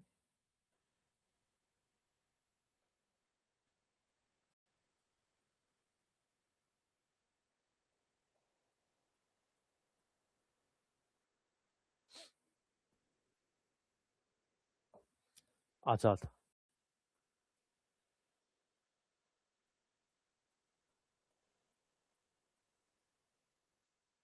काकोरी कटमध्ये ते होते. तिथून ते फरार झाले. त्यानंतर सॉडर्सची हत्या. सॉडर्सची हत्या याच्यामध्येही ते होते. कॉन्स्टेबल चंदन यांच्यावर गोळी झाडण्यात आली होती. सॉडर्सची हत्या करत असताना चुकून म्हणजे आपण असं म्हणूया, की सॉडर्सची हत्या करत असताना एक कॉन्स्टेबल भगतसिंग यांच्यावर गोळी ताणून होता. तर त्याला मारण्याचं काम चंद्रशेखर आझाद यांनी केलं. इथून सुद्धा ते फरार झाले. त्याच्यानंतर असेंब्लीमध्ये बॉम्ब हल्ला झाला. असेंब्ली बॉम्ब हल्ला. याच्यामध्ये सुद्धा ते होते. तिथून सुद्धा फरार झाले. असेंब्ली बॉम्ब हल्ला. इथून सुद्धा ते फरार झाले. तर अशा पद्धतीनं वेगवेगळे क्रांतिकारी कार्य करत होते, मात्र ते कधीच सापडत नव्हते. ते कसे सापडले त्याची एक कहाणी आहे, त्याच्याबद्दलही चर्चा करूया. यांनी मित्रांनो प्रयत्न केला. आयर्विन त्यावेळेस तुम्हाला माहिती आहे व्हाईसरॉय होता. आयर्विनच्या हत्येचा. आयर्विनची हत्या. आयर्विनच्या हत्येचा प्रयत्न. आयर्विनच्या हत्येचा प्रयत्न. काय झालं होतं? घटना आहे मित्रांनो 23 डिसेंबर 1929 ची. सकाळची वेळ होती आणि यांनी पूर्ण प्लॅनिंग केली होती. त्यांना माहीत होतं की व्हॉइसरॉय एका स्पेशल ट्रेननं कोल्हापूरपासून दिल्लीला जाणार आहे. कोल्हापूर ते दिल्ली स्पेशल ट्रेन होती. 3-4 डब्बे त्याच्यामध्ये होते. कोल्हापूर ते दिल्ली. पूर्ण प्लॅनिंगनुसार त्यांनी ठरवलं होतं की मध्ये एक स्टेशन आहे निजामुद्दीन. या निजामुद्दीन स्टेशनवर जशी ही ट्रेन येईल, एक 10 ते 20 बॉम्ब प्लॅन्ड करून ठेवले होते त्यांनी, या रेल्वे रुळाच्या बाजूला. पूर्ण पट्टीवर. 10 ते म्हणजे 8 ते आपले सॉरी 9 ते 10 बॉम्ब जे आहेत ते प्लॅन करून ठेवले होते. त्यांचं म्हणणं होतं, की जशी ही ट्रेन तिथं येईल, 3 किंवा 4 डब्याची ती ट्रेन होती. बॉम्ब हल्ला त्याच्यावर झाला पाहिजे आणि जेव्हा हे घायाळ होतील, म्हणजे ते पडतील इतक्या लवकर, तर त्यांच्याकडे जेवढे काही आपण असं म्हणूया, की सिक्युरिटी जी असेल, की ती 8, 10, 10, 20, 30, 40 जण असतील. त्यांचा आपण सामना करू आणि बाकी मग यांना ह्या आयर्विनला आपण पहिल्यांदा ठार करू. त्याच्या हत्येचा प्रयत्न केला. मात्र मित्रांनो, या ठिकाणी लक असं चाललं म्हणजे आयर्विनचं लक आणि यांचं बॅड लक, की ज्या ठिकाणी समजा आपण असं म्हणूया, की 3 डब्याची ही पटरी आहे आणि जशी ही गाडी इथपर्यंत आली, यांनी बॉम्ब उडवून दिले. उडल्यानंतर 2 डब्बे जे आहे याचं नुकसान झालं आणि आयर्विन ज्या डब्यामध्ये होता, तो डब्बा तसाच बाजूला पुढे सरकला. आणि असं म्हणतात, की याच्यामधून आयर्विन जो आहे हा वाचल्या गेला आणि गांधीजींनी या घटनेची प्रचंड निंदा केली. गांधीजी तसंच हिंसेचं समर्थन कधीच करत नव्हते. गांधीजींनी या घटनेची निंदा केली. जे क्रांतिकारक याच्यामध्ये होते, त्या क्रांतिकारकांना म्हणजे गांधीजींना त्यांच्या यंग इंडिया या वृत्तपत्रातून त्यांना लेख लिहिला. त्यांच्याबद्दल गांधीजींनी म्हणजे त्या लेखामध्ये याची घटनेची तर निंदा केली. क्रांतिकारकांना सुद्धा गांधीजींनी व्यवस्थितपणे आपण असं म्हणूया, की त्या लेखामध्ये चांगला उल्लेख क्रांतिकारकांचा कधीच केला नाही. त्यांच्यावर प्रचंड टीका गांधीजींनी केली. गांधीजींनी लेख लिहिला होता या घटनेच्या निषेधार्थ. लेख इथं मी लिहितोय, बाजूला लिहितोय. गांधीजी.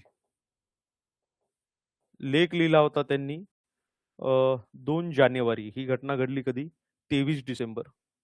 गांधीजींनी या घटनेचा निषेध केला. निषेध केला. लेख लिहिला. लेखाचं नाव आपल्याला पाहायला मिळतं. ते म्हणजे the cult of the bomb. The cult of the bomb. हा यंग इंडियामध्ये त्यांनी लेख छापला होता. Young India.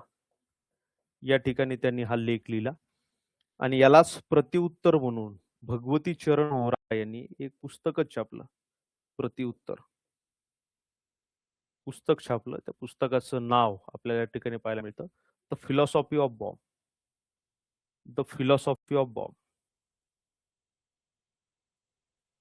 म्हणजे आम्ही काय करतोय आणि आमची काय आयडिओलॉजी आहे हे यांनी या ठिकाणी मांडले. बॉम्ब हे पुस्तक या ठिकाणी आपल्याला छापलेलं पाहायला मिळतं. हे पुस्तक जानेवारी महिन्यामध्ये याच वर्षी, म्हणजे हा लेख लिहिला गांधीजींनी कधी? तर 2 जानेवारीला. 2 जानेवारी 1930 ला आणि 23 जानेवारीला प्रतिउत्तर दिलं. द फिलॉसॉफी ऑफ बॉम्ब परीक्षेला विचारलं जाऊ शकतं. द फिलॉसॉफी ऑफ बॉम्ब या लेखाने किंवा या पुस्तकामधून खालीलपैकी कोणाच्या लेखाला प्रतिउत्तर देण्यात आले होते? भगवती चरण ओरा यांनी प्रतिउत्तर दिलं. मित्रांनो, भगवती चरण ओरा यांचा दुर्दैवी मृत्यू झाला.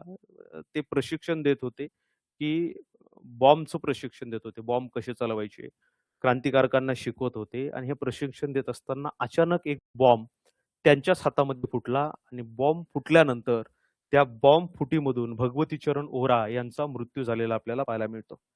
इथे लिहितोय, भगवती चरण ओहरा यांचा मृत्यू. हातामध्ये बॉम्ब फुटला. कधी झाला हा मृत्यू? हा मृत्यू झालेला आपल्याला पाहायला मिळतो. ते म्हणजे 23 मे 1930 मध्ये आपल्याला झालेलं पाहायला मिळतं. आणि चंद्रशेखर आझाद जे आहेत हे शहीद कधी झाले? चंद्रशेखर आझाद. म्हटलं ना, इंग्रज मुठभर होते. इंग्रजांना आपल्याच लोकांनी फितुरी करून इंग्रजांना जे आहे हे भारतामध्ये जास्तीत जास्त कसं भारताला लुटता येईल याच्यासाठी इंग्रजांना मदत करणारे आपलेच लोक होते. चंद्रशेखर आझाद यांना पकडण्यासाठी प्रयत्न करण्यात आला. ब्रिटिशांना कळालं. ब्रिटिशांना आपला एक फितूर होता. फितूर कोण होता? त्यानं माहिती सांगितली. फितूर बघा, कधी लक्षात घ्या, आयुष्यामध्ये चांगलं जर करार ना, तुमचं आयुष्यभर म्हणजे जोपर्यंत इतिहास आहे, तुम्ही जर तसं कार्य केलं असेल तर तुमचं चांगलंच नाव निघणार. आणि जर तुम्ही तुमच्या आयुष्यामध्ये वाईट काम करायला सुरुवात केली तर इतिहास, आता बघा ना, हे कधीची 1930-31 ची घटना आहे, तरी सुद्धा फितुराचं नाव फितूरच येतं. फितूरच निघतं. मीर जाफर कधीपासून झालेले फितुरीमध्येच नाव येतं. त्यामुळं व्यक्तिमत्व विकास आपला होत असताना प्रामाणिकपणा हा आपल्यामध्ये असला पाहिजे. तुम्ही पहा ना, की बाहेरच्या देशामध्ये तिथं लोक बरेचसे नास्तिक आहेत, देव मानतात नाही मानत, मात्र प्रामाणिक आहेत. तिथं बघा ना, तुम्ही चोऱ्या होणार नाही. स्वतः पेट्रोल तुम्ही एखाद्या बरेच तुम्ही जर कधी व्हिडिओ पाहिले, काही देशामध्ये दुकानावर सुद्धा व्यक्ती नाही जायचं, आपलं सामान घ्यायचं आणि पैसे त्याच्यामध्ये टाकून यायचे. असो, आता तिकडे येणार नाहीत. फितूर झाला. फितुराचं नाव होतं वीरभद्र तिवारी. याने काय केलं? वीरभद्र तिवारीनं पोलिसांना माहिती दिली, की अलाहाबाद या ठिकाणी एक पार्क होतं. अल्फ्रेड पार्क ज्याचं नाव. Alfred park. आता चंद्रशेखर आझाद पार्क हे नाव त्याचं झालेलं आहे. अलाहाबाद. या अलाहाबादच्या या पार्कमध्ये चंद्रशेखर आझाद त्या ठिकाणी आहेत. अशी माहिती दिली कोणाला? पोलिसाचं नाव होतं कॅनॉट बाबर. कॅनॉट बाबर. आणि पोलिसांनी सगळा फौजफाटा घेऊन त्या संपूर्ण बागेला या ठिकाणी पोलिसांनी घेरलं आणि त्यांच्या मोठ्या आवाजाने त्यांनी पुकारलं, की "चंद्रशेखर आझाद, चंद्रशेखर राव, तुम्ही या ठिकाणी सरेंडर करा." मात्र चंद्रशेखर आझाद यांनी ते ऐकलं नाही. स्वतःवर गोळी मारून स्वतःवर गोळी मारून घेतली आणि शहीद कधी झाले? तारीख लक्षात असू द्या. 27 फेब्रुवारी 1931 ला. क्लिअर? येते लक्षात? अशा पद्धतीनं चंद्रशेखर आझाद यांच्याबद्दल आपल्याला या गोष्टी लक्षात ठेवणं गरजेचं आहे. समजलं का रे व्यवस्थित? बोला, पटपट पटपट पटपट बोला. क्लिअर? इतिहास समजतोय? सिंपल अगदी. चला, तर मग या लेक्चरमध्ये आज आपण इथं थांबूया. राहिलेला भाग आपण उद्याच्या लेक्चरमध्ये कंटिन्यू करू. ठीक आहे? चलो, धन्यवाद.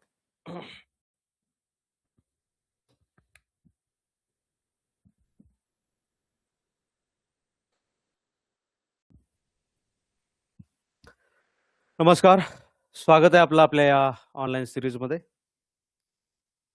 मेसेज टाकतो एक जस्ट. काही जणांना नोटिफिकेशन जात नाहीयेत अशी तक्रार आहे.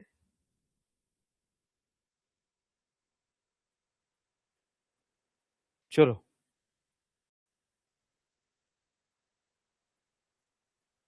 मला सांगा, मी ऑडिबल आणि व्हिजिबल आहे का? फास्ट.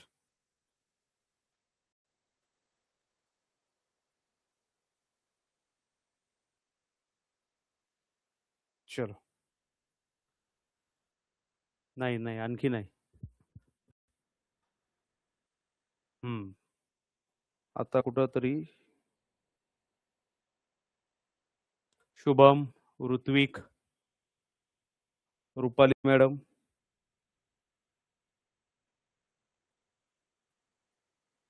चल सुरू करूया. मागच्या लेक्चरमध्ये आपण काय पाहिलं? मागच्या लेक्चरमध्ये आपण सर्वात शेवटी आलो होतो. HSRA, HSRA ची स्थापना, त्याचे सदस्य, त्याची स्थापना फिरोजशाह कोटला या ठिकाणी, दिल्ली या ठिकाणी झाली, त्याचे सदस्य. त्याच्यानंतर चंद्रशेखर आझाद यांच्याबद्दल आपण चर्चा केली. त्यानंतर आजच्या लेक्चरमध्ये आपल्याला भगतसिंग यांच्याबद्दल चर्चा करायची आहे. लेक्चरची लिंक गांधी युगामध्ये क्रांतिकारी संघटना आहेत. इथूनही लिंक आजच्या लेक्चर पासून केली तरी लिंक लागते, असं काहीच नाही. चला मित्रांनो, आज आपण चर्चा करणार आहोत भगतसिंग यांच्या संदर्भात, जे की HSRA चे महत्वाचे सदस्य होते. भगतसिंग, परीक्षावर यांच्यावर सुद्धा बऱ्यापैकी म्हणजे प्रश्न आलेले आहेत. तर त्या प्रश्नाच्या संदर्भात आपल्याला या ठिकाणी चर्चा करायची आहे. चलो, सर्वात पहिले मित्रांनो, भगतसिंग यांचा जो जन्म आहे, हा जन्म आपल्याला पाहायला मिळतो 28 सप्टेंबर 1907. कुठे झाला जन्म यांचा? यांचा जन्म बंगागाव या ठिकाणी झाला. बंगागाव.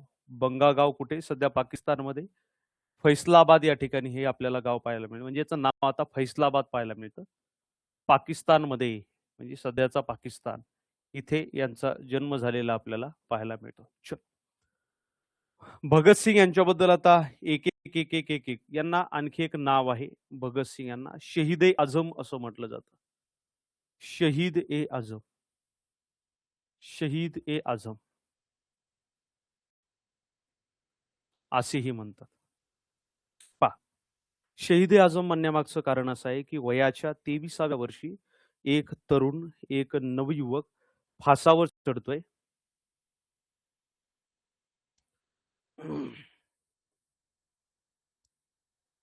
बाकीच्यांचे जे जे प्रश्न आहेत रेग्युलर सारखं कमेंट बॉक्स तुमच्याकडे, माझा नंबर आहे, इथे प्रश्न विचारू नका. अभ्यासाच्या संदर्भात इथे प्रश्न विचारा. क्लिअर? वाचलेलं लक्षात राहत नाही किंवा असं तसं, हे नंतर. पहिल्यांदा आता हे अभ्यास, कारण काय, हे फक्त तुम्ही पाहत नाहीत, तुमच्याबरोबर शेकडो विद्यार्थी नंतर लाईव्ह झाल्यानंतर लेक्चर रेकॉर्डेडमध्ये पाहतात. त्यामुळं अवांतर जे विषय आहेत हे सध्या तरी मला वाटतं इथं विचारू नये. लेक्चर संपल्यानंतर माझा नंबर तुमच्याकडे, चॅट बॉक्स आहे, WhatsApp आहे, सगळे. मी डायरेक्टली पर्सनली बोलत असतो. तर तुम्ही मला कॉल करून विचारू शकता. ठीक आहे. आता लक्षात घ्या, कारण काय तुमचे प्रश्न रिपीटेड तेच असते, ज्याचं उत्तर मी 2 दिवसापूर्वी कोणाला दिलेलं असतं. त्यामुळे त्याच्यात टाईम आपल्याला वेस्ट करायचा नाही. लक्ष द्या आता. 1 सेकंद.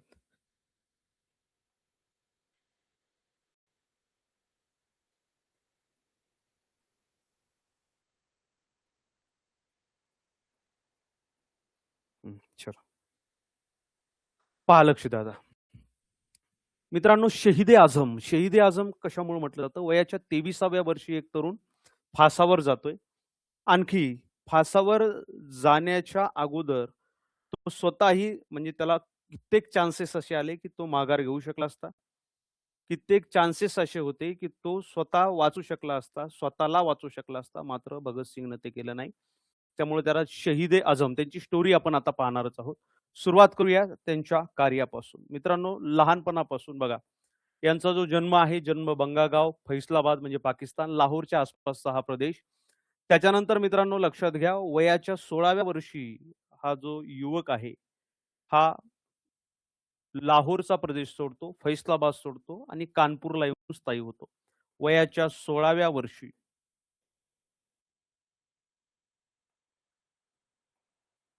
कानपूर येथे आपण असं म्हणूया, की वास्तव्य. वास्तव्य. वास्तव्य शब्द चांगला राहणार नाही. कानपूर येथे किंवा असं म्हणतो वयाच्या 16व्या वर्षी घर सोडले व कानपूर येथे स्थायिक झाले. घर सोडले. आता घर सोडण्यामागचं कारण काय सांगतो. मित्रांनो, भगतसिंग यांचे वडील जे आहेत हे आर्य समाजाचे कार्यकर्ते होते. आर्य समाजाचे सदस्य होते. भगतसिंग सुद्धा जेव्हा कानपूरला आले, कानपूरला येण्या अगोदर त्यांच्या वडिलांच्या वगैरे म्हणजे लाला लजपतराय तुम्हाला माहिती आहे आर्य समाज आपण पाहिला. आर्य समाजाचे 2 गट झाले होते. गुरुकुल गट होता आणि दुसरं कॉलेज गट. कॉलेज गटाचं नेतृत्व केलं होतं लाला लजपतराय यांनी. त्याच्यानंतर लाला लजपतराय यांनी लाहोरच्या आसपास लाहोरनंतर मुख्यालय सुद्धा होतं आर्य समाजाचं. लाहोरच्या आसपास आर्य समाजाचा प्रचार-प्रसार केला होता. आर्य समाजाचे कॉलेज सुद्धा स्थापन केले होते आणि आर्य समाजाच्या कॉलेजमध्ये भगतसिंग यांनी शिक्षण घेतलं आणि भगतसिंगनं शिक्षण घेतल्यानंतर आर्य समाजाच्या काही विचारांचा प्रभाव, त्याचबरोबर लाला लजपतराय यांचा प्रभाव भगतसिंग यांच्यावर होता. नंतर वयाच्या 16व्या वर्षी घर सोडले आणि कानपूर या ठिकाणी वास्तव्यास होते. कानपूर गाठले. आणखी एक प्रश्न वारंवार विचारला जातो, कोणत्या पुस्तकांचा प्रभाव त्यांच्यावर सर्वाधिक होता? भगतसिंग स्वतःला नास्तिक समजत. बोलूया त्याच्याबद्दल सुद्धा. कोणत्या पुस्तकांचा प्रभाव भगतसिंग यांच्यावर होता? 2-3 पुस्तकाची नावं परीक्षेला विचारले जाऊ शकतात.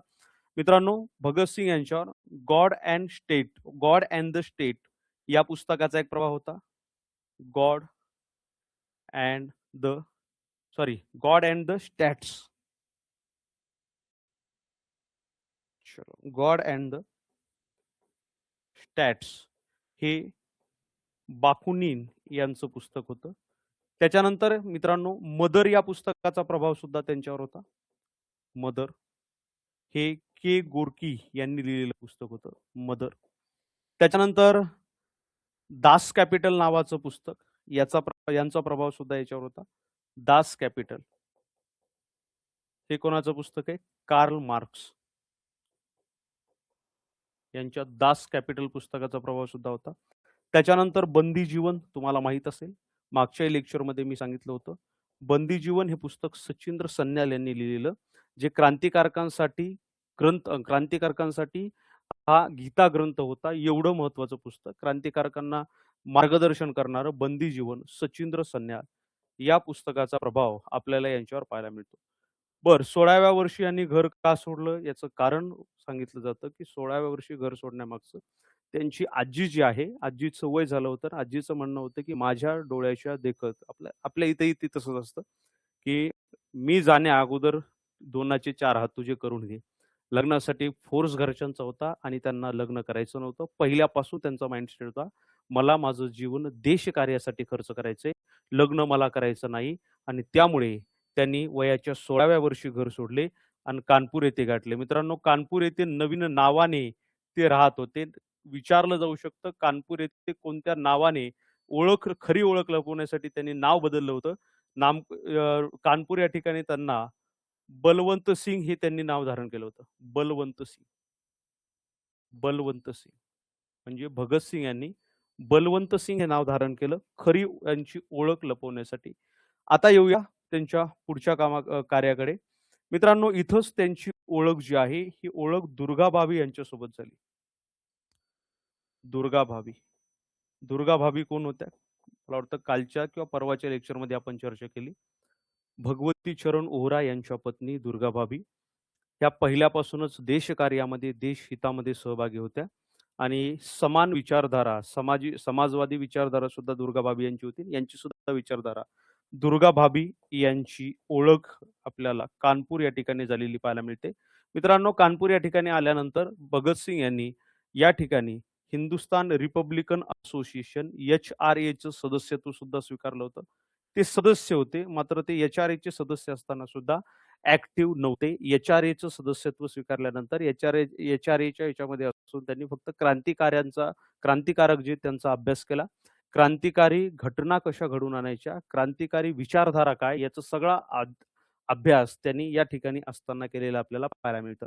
त्याच्यानंतर तुम्हाला माहित आहे की 1926 मध्ये त्यांनी नौजवान भारत सभा स्थापन केली होती. हे आपण कालच पाहिलं होतं.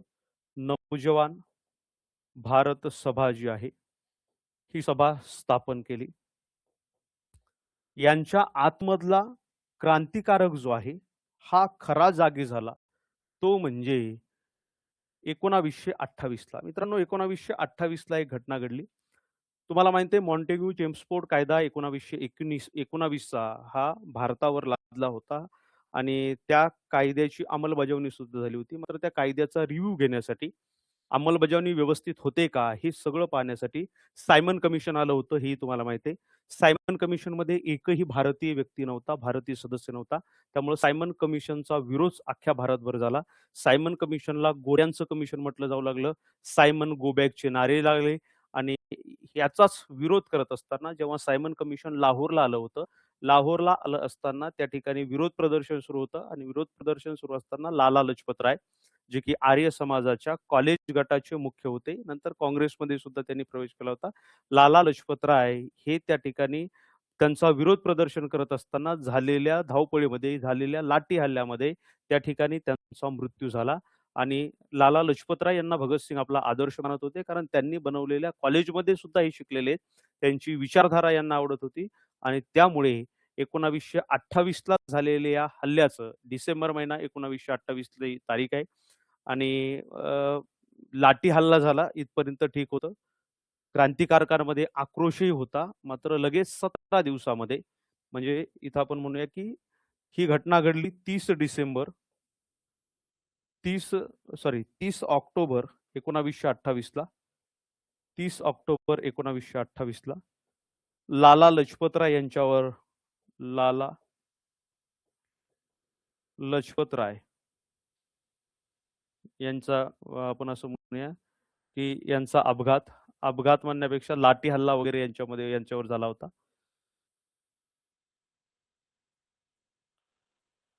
लाला लजपतराय जखमी झाले होते आणि मित्रांनो 17 दिवसानंतर म्हणजे 17 नोव्हेंबर 1928 ला लाला लजपतराय यांचा मृत्यू झाला आणि लाला लजपतराय यांच्या मृत्यूचा बदला घेण्यासाठी मग कंबर कसली ती म्हणजे भगतसिंग यांनी. भगतसिंग यांनी प्लॅन बनवला. तुम्हाला माहिती आहे HSRA हिंदुस्तान सोशलिस्ट रिपब्लिकन असोसिएशनची स्थापना झाली होती आणि यासाठी म्हणजे त्यांचं मत होतं की ब्रिटिशांना आता इथून जर काढायचं असेल तर काहीतरी क्रांतिकार्य आपल्याला करावं लागेल. क्रांतिकार्य घडवावं लागेल आणि ते क्रांतिकार्य घडवायचं असेल तर काहीतरी मोठं करावं लागेल आणि त्यांनी ठरवलं की लाठीचार्ज करण्याचा जो आदेश देणारा SP आहे, स्कॉट त्याचं नाव होतं. रोहित सर, इकोचे लेक्चर आपले सुरू होतील, त्याच्यानंतर नवीन PDF अपलोड करण्यात येईल. ठीक आहे. हा, तर तो आदेश देणारा स्कॉट नावाचा SP होता. या स्कॉटच्या हत्येचा या ठिकाणी आपण असं म्हणू स्कॉटच्या हत्येची प्लॅनिंग भगतसिंग आणि HSRA चे कार्यकर्ते, हिंदुस्थान सोशलिस्ट रिपब्लिकन असोसिएशनचे कार्यकर्ते यांनी केलेली आपल्याला पाहायला मिळते. आणि मग इथून सुरुवात झाली भगतसिंग यांच्या क्रांतिकार्याला. स्कॉटच्या हत्येची प्लॅनिंग. स्कॉटच्या हत्येची प्लॅनिंग. बघा आता काय प्लॅनिंग होती मित्रांनो. स्कॉटच्या हत्येच्या प्लॅनिंग मध्ये 5-6 सदस्य मेन सामील होते, मात्र मुख्य 4 सदस्य ज्यांनी प्रॉपर नियोजन केलं होतं. पहिलं नियोजन असं होतं की त्यावेळेस काही फोटो वगैरे नव्हते, सोशल मीडिया नव्हता, स्कॉटचे चेहरा वगैरे ओळखायला. तर ओळख पटवण्यासाठी स्कॉटला कोणी पाहिलं होतं? जयपाल या भारतीय व्यक्तीनं स्कॉटला पाहिलं होतं, कधी आदेश देत असताना ते सगळ्या सगळ्या लाठी चार्ज वगैरे मध्ये. ठीक आहे. तर त्याला सांगितलं की जसंही स्कॉट त्याच्या कार्यालयातून बाहेर येईल, तू ओळख पटव की हाच स्कॉट आहे. म्हणजे स्कॉट तिथलचा एसपी होता. इथं मी लिहितोय लाहोरचा SP, superintendent of police, Lahore SP होता. ठीक आहे. हा रोहित सर परत आले का त्याच्यावर? मी हे काय म्हणलं, तुमच्या एका प्रश्नाचं उत्तर दिलं, तुम्ही पुन्हा रिपीट आणखी 1-2 प्रश्न विचारताय. 1000 वेळा मी सांगतोय की सर म्हणजे विनंती करून सांगतो, इथं चर्चा करू नका, कारण हेच उत्तर मी अगोदरच्या काही लेक्चरमध्ये बाकी मुलांना दिलेले असतात. शेकडो मुलं माझ्याकडे आहेत. आता मला सांगा ना, प्रत्येकाला मी इथं त्याच प्रश्नाचे उत्तर देऊ बसू का? तुमच्याकडे ऑप्शन आहेत. तुम्हाला सांगितलं मोबाईलमध्ये चॅट बॉक्स आहे, माझा नंबर आहे, मला डायरेक्ट कॉल करू शकता, इथपर्यंत तुम्हाला म्हणतोय मी. इथं हे विषय विचारू नका. चला, मग मी त्याच्यामुळे कमेंट बॉक्स बंद करून लाईव्ह घेऊ का? मला सांगा, हे सांगा. उद्यापासून काय करतो, अख्खा कमेंट बॉक्स बंद ठेवतो आणि मग लाईव्ह घेतो. तुमचे काय प्रश्न असतील ते दुसऱ्या दिवशी किंवा त्याच दिवशी तुम्ही पाहिल्यानंतर चॅट बॉक्समध्ये टाकत चला. ठीक आहे. हां. तर यांनी काय केलं, स्कॉटची ओळख पटवण्याचं काम दिलं. त्यांच्यासोबत सहकारी घेतला होता. ते म्हणजे जय गोपाल याच्याकडे. त्याच्यानंतर ह्या सगळ्या हत्येचं नियोजन कोणी केलं होतं? प्लॅनिंग सगळी, कुठून कोण येणार, कशा पद्धतीनं त्याच्या हत्येचा प्रयत्न करणार, कशी गोळी झाडणार किंवा काय आपल्याला करायचंय हे सगळं याचं नियोजन केलं होतं चंद्रशेखर आझाद यांनी. चंद्रशेखर आझाद यांनी. आणि मुख्य हत्या करणारे 2 जण होते. हत्या कोण करणार ही सुद्धा प्लॅनिंग त्या ठिकाणी ठरली होती. हत्या करणार होते भगतसिंग आणि राजगुरू. भगतसिंग आणि राजगुरू. पहा, लक्ष घ्या. काय झालं की हे सगळं प्लॅनिंग ठरलं. अशा पद्धतीनं आपल्याला या ठिकाणी हे करायचे, हत्या करायची. संध्याकाळची वेळ होती. या ठिकाणी पोलीस अधीक्षक कार्यालय आणि पोलीस अधीक्षक कार्यालयामधून या ठिकाणी हे जसे बाहेर येणार होते, इथंही लपून बसले होते आणि इथून यांना हे गोळी चालवायची होती. इथं हत्या करून इथून हे पलायन करायचं होतं लगेच. सर्वात पहिल्यांदा स्कॉट बाहेर येण्याच्या ऐवजी या ठिकाणाहून बाहेर आला. त्याचं नाव होतं सॉडर्स. सॉन्डर्स तुम्ही म्हणू शकता. हा कोण होता? हा DYSP होता. उप अधीक्षक तुम्ही म्हणू शकता. उप पोलीस अधीक्षक असं तुम्ही म्हणू शकता. हा या ठिकाणी होता. हा जसा बाहेर आला, जयगोपाल यांनी काय केलं? जयगोपाल यांनी इशारा केला. जयगोपालला वाटलं की स्कॉट आहे, मात्र स्कॉट नव्हता. स्कॉट आतमध्येच होता. हा जसा बाहेर आला, ओळख व्यवस्थित पटली नाही तरी जयगोपालने इशारा केला. जयगोपालने इशारा केल्यानंतर ठरलं होतं काय? ठरलं होतं भगतसिंग गोळी चालवणार, मात्र राजगुरू हा अतिउत्साही, म्हणजे काय करणार तर मी अगोदर करणार. राजगुरूनं लगेच गोळी चालवली. गोळी चालवल्यानंतर सॉन्डर्सचा या ठिकाणी मृत्यू झाला. सॉन्डर्सचा मृत्यू झाल्यानंतर चानन सिंग नावाचा एक हेड कॉन्स्टेबल यानं पाहिलं, हा इकडे पळत असताना चानन सिंग यांच्यावर गोळीबार केला. चानन सिंग यांना गोळी झाडली, ती म्हणजे चंद्रशेखर आझाद यांनी. बघा घटना कशी घडली. आझाद यांनी जसाही सॉन्डर्स खाली पडल्यानंतर सगळीकडे हाहाकार माजला, सगळीकडे आरडाओरड झाली. याच्यामधून चंद्रशेखर आझाद, त्यांना माहित, तुम्हाला कालच्या लेक्चरमध्ये सांगितलं की चंद्रशेखर आझाद म्हणतात, मैं आझाद हूं और आझाद ही रहूंगा. शेवटी ती स्वतःवर त्यांनी गोळी झाडली, पण ब्रिटिशांच्या तावडीत सापडले नाही. चंद्रशेखर आझादनं पलायन केलं. लगेच भगतसिंग आणि राजगुरूने इथून पलायन केलं. भगतसिंगनं पुढे गेल्यानंतर काय केलं? भगतसिंग, दुर्गाभाबी या ठिकाणी भगतसिंगला येऊन मिळाल्या. भगतसिंग आणि दुर्गाभाबीनं वेषांतरण केलं. एक ब्रिटिश कपल ते बनले आणि तिथून त्यांनी लगेच या ठिकाणी लाहोरवरून पलायन केलं. लाहोरवरून. लाहोरवरून कुठं? कलकत्ता या ठिकाणी पलायन केलं. कलकत्ता. दुर्गापूर एक्सप्रेसनं. दुर्गापूर एक्सप्रेस. आणि कोणासोबत? दुर्गा भाभीसोबत. हे लक्षात घ्या. दुर्गा भाभी व भगतसिंग हे पती-पत्नी असलेले त्यांनी दाखवलं आणि जे राजगुरू आहेत, हे राजगुरू त्यांच्या सोबत सामान वगैरे घ्यायला. अशा पद्धतीनं इथून केलेलं यांनी पलायन होतं. जशी हत्या झाली, संपूर्ण त्या लाहोरच्या आसपासच्या प्रदेशामध्ये मित्रांनो, या ठिकाणी यांचं सर्च ऑपरेशन सुरू झालं. चंद्रशेखर आझाद तिथून कानपूरकडे पळून गेले आणि अशा पद्धतीनं या ठिकाणी पहिली क्रांतिकारी घटना भगतसिंग यांनी स्कॉटची हत्या करत असताना सॉडर्सची या ठिकाणी हत्या केली आणि पहिली घटना आयुष्यातली त्यांच्या या ठिकाणी घडलेली आपल्याला पाहायला मिळते. क्लिअर? समजतंय का रे? आता बोला, समजतंय? डेली 8:30 ते 9:30 ला लाईव्ह असतं. बोला. इथपर्यंत कोणाला काय अडचण आहे का? समजतं का? इन्कलाब जिंदाबादचा नारा कोणी दिला होता? नारा दिला होता मौलाना हजरत मोहनी यांनी. मात्र नारा प्रसिद्ध केला भगतसिंग यांनी. प्रसिद्ध केला म्हणजे नारा फेमस केला. चला, आता येऊया भगतसिंग यांची दुसरी कार्यकारी घटना, क्रांतिकारी घटना, ती म्हणजे असेंब्लीमध्ये बॉम्ब हल्ला. परीक्षेला हे विचारलेले प्रश्न आहेत. असेंब्लीमध्ये बॉम्ब हल्ला. बॉम्ब हल्ला. ठीक आहे.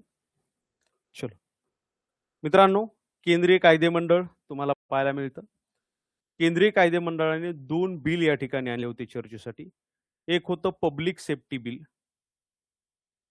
Public safety bill. आणि दुसरं होतं trade dispute bill. Trade dispute bill.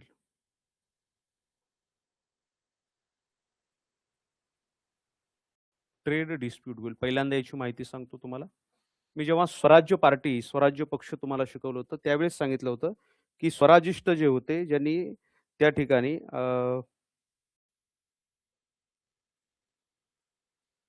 स्वराजिष्ट जे होते, जे कायदे मंडळामध्ये गेले होते, त्यांनी हे दोन्ही बिल जे आहे हे नामंजूर केले होते. दोन्ही बिल त्या ठिकाणी त्यांनी सर्वानुमते पाडले होते. आता हे पाडलेले बिल पुन्हा कशा पद्धतीनं मंजूर करायचे या ठिकाणी आयर्विन प्रयत्न करत होता.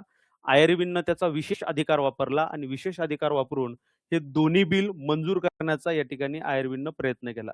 आता हे दोन्ही बिल काय होतं? पब्लिक सेफ्टी बिल काय होतं? पब्लिक सेफ्टी बिल हे होतं की जी जनता आहे ही सुरक्षित राहिली पाहिजे, यासाठी क्रांतिकारी कृत्य जे आहे त्या क्रांतिकारी कृत्यावर आळा घालणारं हे बिल होतं. म्हणजे कोणताही क्रांतिकारी त्या ठिकाणी सापडला तर क्रांतिकारी त्या ठिकाणाहून वाचणार. म्हणजे त्याचा संशय जरी आला, सरकार तर त्याला अटक करू शकत होतं. कुठं ठेवलं याची माहिती त्याला दिली, म्हणजे त्यांच्या जवळच्यांना दिली जात नव्हती. आणि कोर्टामध्ये सुद्धा हजर करण्याचा अधिकार हा या बिलामधून काढून टाकण्यात आला होता.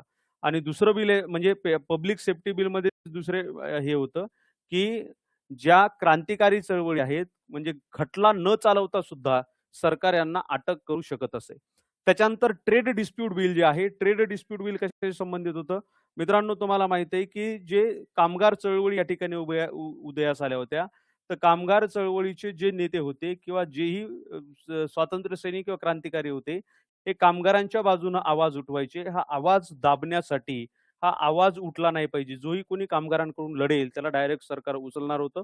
त्याच्यानंतर तुम्हाला माहिती आहे पाश्चात्य म्हणजे ब्रिटन वगैरे या भागामध्ये, युरोपियन देशामध्ये मोठ्या प्रमाणात औद्योगिक क्रांती झाली. तिकडच्या वस्तू, तिकडच्या काही मशिनरी इथे येत होत्या. आपले जे सामान्य व्यापारी आहेत यांच्यावर खूप मोठ्या प्रमाणात प्रेशर या ठिकाणी तयार होत होतं. तर त्याच्या विरोधात सुद्धा आंदोलन जर केलं तर ट्रेड डिस्प्यूट बिल या अंतर्गत तुम्हाला अटक करण्यात येणार होतं. असो, तर याचा विरोध हा आपल्याला केलेला पाहायला मिळतो. याचा विरोध केला आणि ह्या विरोधाच्या आपण असं म्हणूया की याचा विरोध म्हणून त्या ठिकाणी 2 बॉम्ब जे आहेत, हे बॉम्ब कायदे मंडळामध्ये टाकण्यात आल्याचे आपल्याला पाहायला मिळतात. कायदे मंडळात. बघा आता ही पूर्ण घटना लक्षात घ्या. मित्रांनो, भगतसिंग यांनी या कायद्यांना काळा कायदा म्हणून संबोधले. काळा कायदा. परीक्षेला विचारलं जाईल कोणत्या कायद्यांना भगतसिंग यांनी काळा कायदा असे संबोधले. घटना लक्षात घ्या काय घडली. हे बिल जशी चर्चेसाठी आणणार होते, ज्या ठिकाणी जेव्हा पास होणार होते, त्याच ठिकाणी केंद्रीय कायदे मंडळामध्ये मित्रांनो तारीख लक्षात घ्या. तारीख होती 8 एप्रिल 1929. 2 HSRAचे कार्यकर्ते, HSRA Hindustan socialist Republican association याचे कार्यकर्ते. एक होते भगत सिंग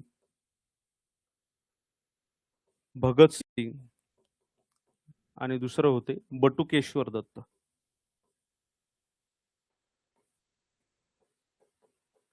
फ्रेंच राज्यक्रांतीमध्ये मित्रांनो 18व्या शतकामध्ये असाच एक क्रांतिकारक होता, ज्या क्रांतिकारकाने स्वतःचं लक्ष स्वतःकडे म्हणजे इतरांचं लक्ष स्वतःकडे संसदेचं लक्ष स्वतःकडे वळण्यासाठी बॉम्ब हल्ला केला होता. म्हणजे बॉम्ब टाकले होते संसदेमध्ये. मात्र हे बॉम्ब हल्ले टाकत असताना त्याने उद्गार काढले होते की हा बॉम्ब हल्ला संसदेतील कोणत्या व्यक्तींवर नाही, संसदेतील कोणत्या म्हणजे आपण असं म्हणूया की कोणत्या पक्षाच्या संदर्भात नाही, पक्षाविरोधात नाही. हे बॉम्ब हल्ला आमचा सरकारनं आमच्याकडे लक्ष वेधावं. हे बहिरं सरकार आहे. बहिऱ्या सरकारनं आमच्याकडे लक्ष वेधावं यासाठी तिथून प्रेरणा घेतली भगतसिंग यांनी आणि भगतसिंग यांनी संसदेमध्ये बॉम्ब हल्ला केला. 2 बॉम्ब टाकले. त्यांच्यासोबत होते बटुकेश्वर दत्त. खरा उद्देश काय होता या बॉम्ब हल्ल्याचा? उद्देश असा होता की सरकार जनतेचं ऐकत नव्हतं. कायदे मंडळामध्ये स्वराजिष्ट यांनी हे बिल हाणून पाडले होते, तरी सुद्धा आयर्विन स्वतःची पॉवर वापरून त्या ठिकाणी हे बिल परत आणणार होता आणि याचा विरोध म्हणून याचा उद्देश काय होता बॉम्ब हल्ल्याचा? याचा उद्देश पहिला असा होता की एक विधेयकाचा निषेध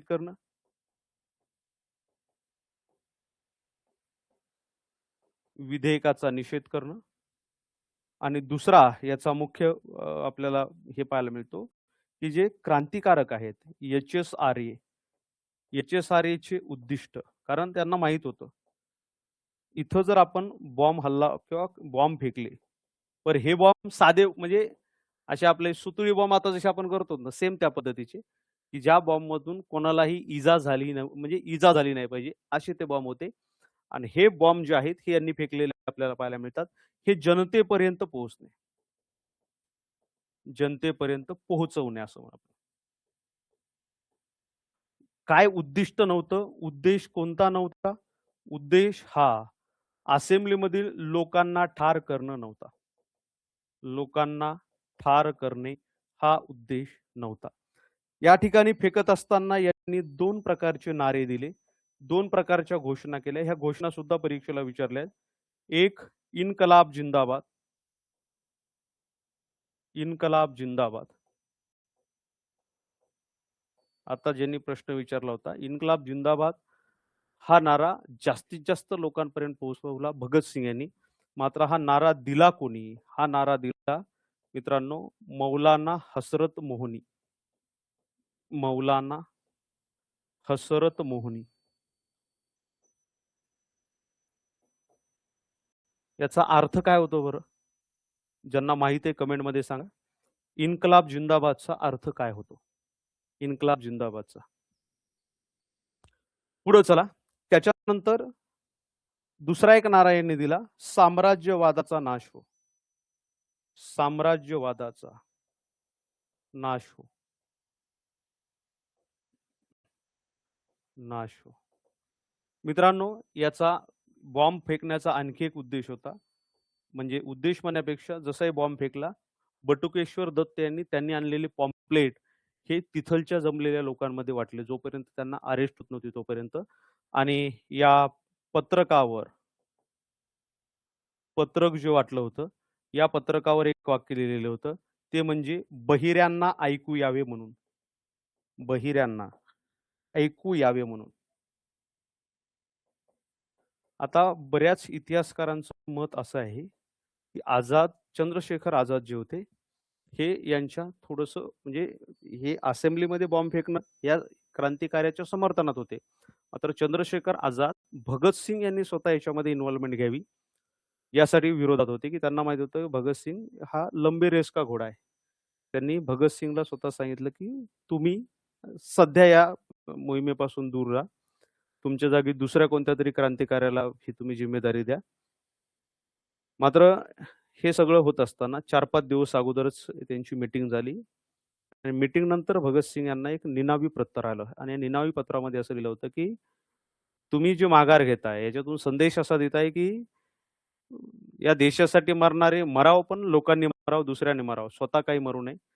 पुढं तुम्ही कोणतं तरी चांगलं पद घ्याल, तुम्ही तुमची आयुष्य-आरामात जिंदगी घालाल आणि एका कोणत्यातरी क्रांतिकारकाचा तुम्ही बळी द्याल. हे वाक्य भगतसिंग यांना टोचलं होतं आणि असं म्हणतात, की भगतसिंग यांनी दुसऱ्या दिवशी सकाळी चंद्रशेखर आझाद यांना मनवलं आणि कोणत्याही परिस्थितीत मीच या ठिकाणी या क्रांतिकार्यासाठी जाईल आणि मीच हे क्रांतिकार्य घडवून आणन यासाठी मनवलं आणि मग भगतसिंग यांनी 8 एप्रिल 1929 ला संसदेमध्ये, असेंब्लीमध्ये बॉम्ब हल्ला केला. निकृष्ट दर्जाचा बॉम्ब होता.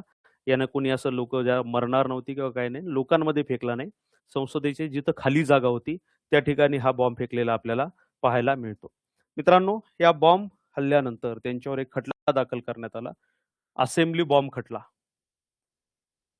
असेंब्ली बॉम्ब खटला.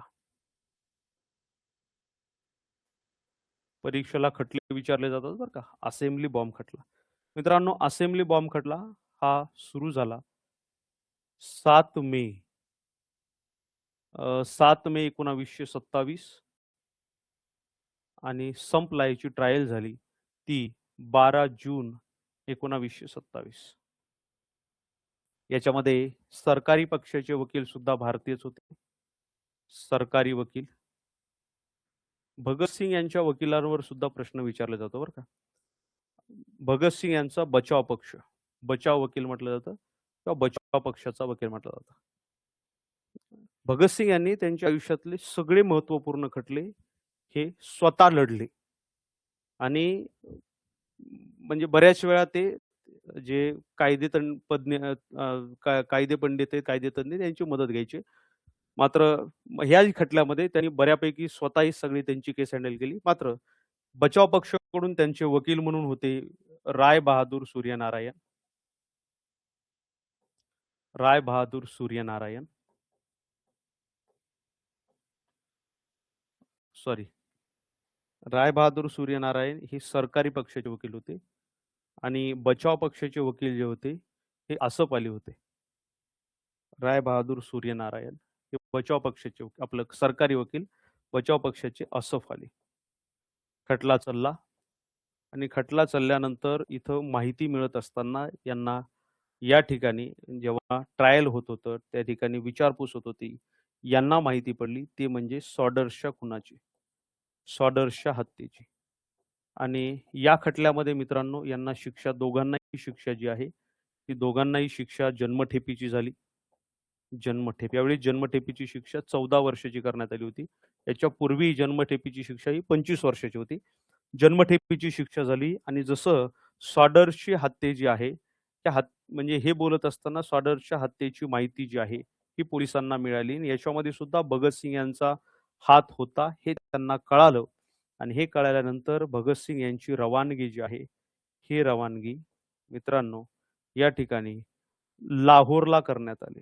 लाहोर तुरुंगात. लाहोर तुरुंगात करण्यात आल्यानंतर मित्रांनो त्यांच्यावर सॉडर्सच्या हत्येचा खटला चालवण्यात आला. या खटल्याला लाहोर कट खटला असं म्हटलं जातं. मला सांगा असेंब्ली बॉम्ब हल्ल्यामधल्या ज्या घडामोडी घडल्यात, जी माहिती आहे ती तुम्हाला समजली का? करा कमेंट फास्ट. करा कमेंट.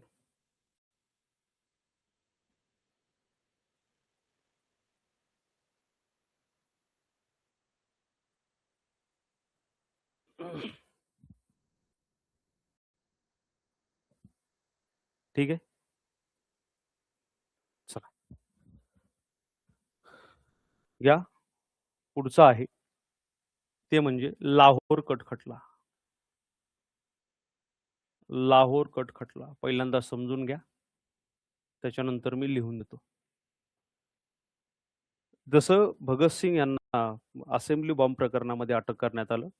माहिती मिळत असताना लाहोर आपलं सॉडर्सच्या हत्येची माहिती सुद्धा मिळाली आणि मग लिंक लागत ब्रिटिशांनी काय केलं किंवा पोलिसांनी काय केलं, लाहोर येथे त्यांची जेवढी बॉम्ब बनवण्याचे कारखाने वगैरे होते आसपासच्या प्रदेशातले, म्हणजे HSRA जे आहे, HSRA यांचे जे कार्यकर्ते आहेत, या कार्यकर्त्यांना अटक केली आणि त्यांच्यावर गुन्हे दाखल करण्यात आले.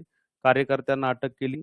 बॉम्ब बनवण्याचे जेवढ्या फॅक्टऱ्या होत्या, ह्या ताब्यात घेण्यात आल्या आणि या सर्वांवर मित्रांनो, या ठिकाणी गुन्हा दाखल करण्यात आला. लाहोर कट खटला.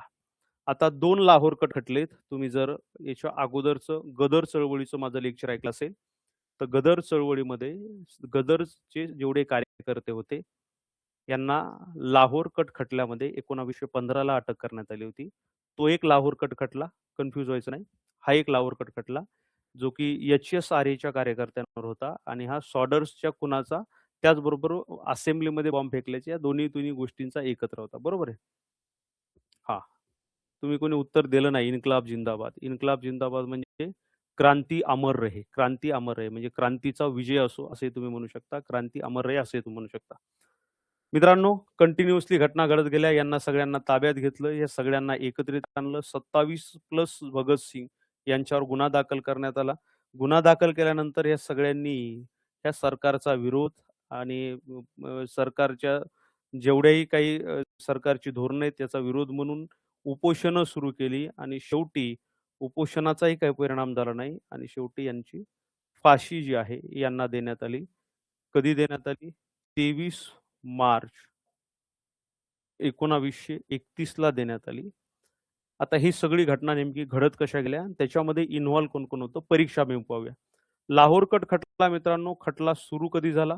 लाहोर कट खटल्याची ट्रायल सुरू झाली 10 जुलै 1929 ला आणि फाशीची शिक्षा जी आहे, फाशीची सुनावणी जी आहे, ही सुनावणी कधी झाली? तर फाशीची सुनावणी झाली 7 ऑक्टोबर 7 ऑक्टोबर 1930 मध्ये. म्हणजे 4 ते 5 महिने फाशीची शिक्षा झाल्यानंतर या ठिकाणी तुरुंगामध्ये हे आपले क्रांतिकारक होते. काय-काय घटना घडत गेल्या मित्रांनो, सगळ्यात पहिल्यांदा यांनी 15 एप्रिल 1929 ला लाहोरच्या बॉम्ब फॅक्टरीवर या ठिकाणी पोलिसांनी छापा टाकला. 15 एप्रिल 1929 लाहोर बॉम्ब फॅक्टरीवर छापा टाकला. लाहोर बॉम्ब फॅक्टरी छापा आणि इथून मित्रांनो त्यांनी काही कार्यकर्त्यांना अटक केली. जसं की सुखदेव याच्यामध्ये होते. सुखदेव, त्याच्यानंतर किशोरीलाल,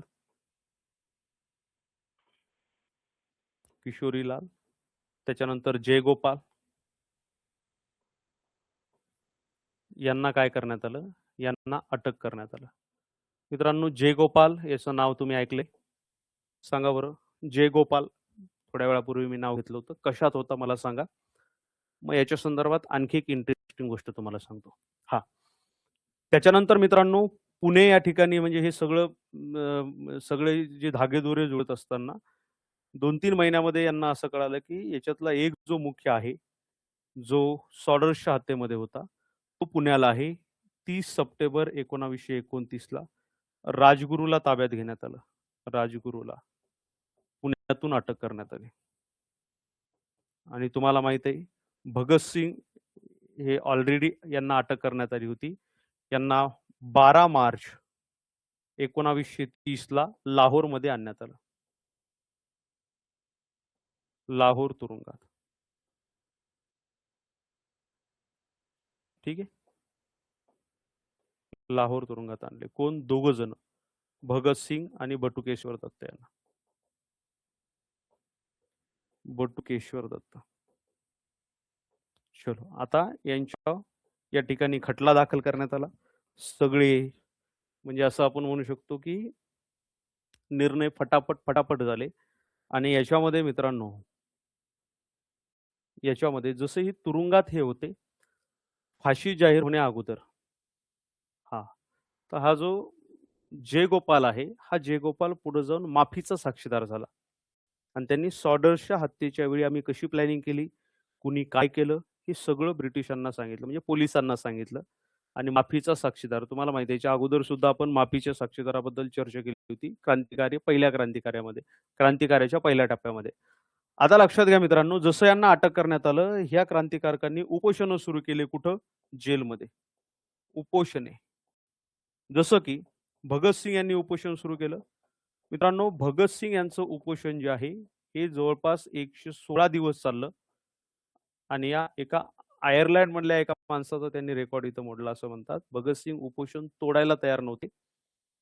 आता म्हणजे बरेच जण यांना कंटाळले होते सांगू-सांगू. ब्रिटिश प्रशासन ह्या उपोषणकर्त्यांना जाणून-बुजून म्हणजे कशाही पद्धतीनं असं आपण असं म्हणूया, की फीडिंगच्या टायमाला म्हणजे तोंड असं धरायचं कोणीतरी आणि नळी ते मधामध्ये टाकायची आणि त्याच्यातून अन्न कोंबायचे. एवढेही प्रयत्न झाले, मात्र यांनी उपोषण तोडायला हे तयार नव्हते.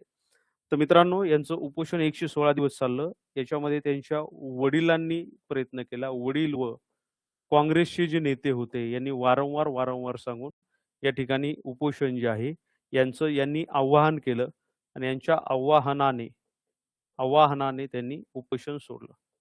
किती दिवस उपोषण केलं होतं? किती दिवस उपोषण केलं होतं? 116 दिवस. त्याच्यानंतर त्यांच्यासोबत मित्रांनो बटुकेश्वर दत्त यांनी 63 दिवस, बटुकेश्वर दत्त 63 दिवस उपोषण केलं होतं. त्याच्यानंतर राजगुरू आणि सुखदेव यांनी 55 दिवस केलं होतं. राजगुरू व सुखदेव 55 दिवस. मित्रांनो, एक घटना इथं अशी घडली, की जे जतीनदास होते, यांनी उपोषण सुरू केलं होतं. मात्र उपोषण मरेपर्यंत यांनी म्हणजे शेवटच्या श्वासापर्यंत आपण म्हणूया, की उपोषण केलं. 63व्या दिवशी यांचा या ठिकाणी उपोषणानं मृत्यू झाला. यांचा मृत्यू झाल्यानंतर यांचा जो मृतदेह आहे, हा बाहेर आणत असताना हजारोंच्या संख्येनं लोकं जमले होते. असं म्हणतात, की जेव्हा याचं नेतृत्व दुर्गा भाभी यांनी केलं होतं. जेव्हा यांच्या घरापर्यंत हा मृतदेह आणत होते, 6 लाख पब्लिक त्या ठिकाणी एकत्रित जमली होती. 1.5 किलोमीटरचं अंतर कापण्यासाठी 5 ते 6 तास लागले आणि यामुळं बऱ्याच लोकांच्या मनामध्ये क्रांतिकार्याची पुनर्भावना जी आहे, ही जागृत झालेली आपल्याला पाहायला मिळते. मग हे सगळं करत असताना ब्रिटिशांना कोणत्याही किंवा इंग्रजांना कोणत्याही पद्धतीनं त्यांचं जे प्रकरण आहे, हे लवकर निकाली काढायचं होतं. याच्यासाठी मित्रांनो खटला वेगानं पूर्ण करण्यासाठी फास्ट ट्रॅक कोर्ट या ठिकाणी तयार करण्यात आलं. Fast track court. Fast track court याला विशेष न्यायाधिकरण असं म्हटलं गेलं.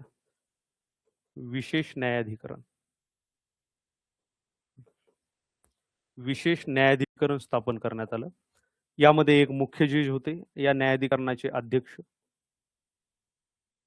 त्यांचं नाव लक्षात घ्या. न्यायाधीश जे कोल्डस्ट्रीम. जे कोल्डस्ट्रीम. दुसरे होते सदस्य, एक भारतीय न्यायाधीश सुद्धा होते.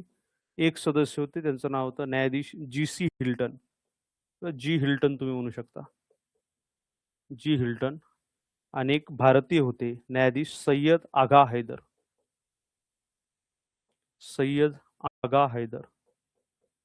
मित्रांनो, जेव्हा फाशीची शिक्षाचा फैसला येणार होता, तेव्हा न्यायाधीश सय्यद आगा हैदर हे एकमेव न्यायाधीश होते. यांनी याचा विरोध केला आणि जी न्यायिक सिस्टीम आहे, या न्यायिक सिस्टीमवर सुद्धा प्रश्न उपस्थित केला. त्याच्यानंतर पंडित मदन मोहन मालवीय, त्याच्याबरोबर असं म्हणतात, की अनेक काँग्रेसचे ज्येष्ठ नेते यांनी अनेक वेळा विनवणी आणि विनंत्या सरकारला केल्या, पत्रे लिहिली, मात्र याचा काही परिणाम झाला नाही. आता बऱ्याच लोकांचं म्हणणं असतं, की सर गांधी आणि आयर्विन यांच्यामध्ये जो करार झाला होता, गांधी-आयर्विन करार ज्याला आपण म्हणतो, 1931 ला झाला आणि या करारामध्ये गांधीजी यांना म्हणजे भगतसिंग, राजगुरू, सुखदेव यांच्या फाशीला थांबवू शकले असते.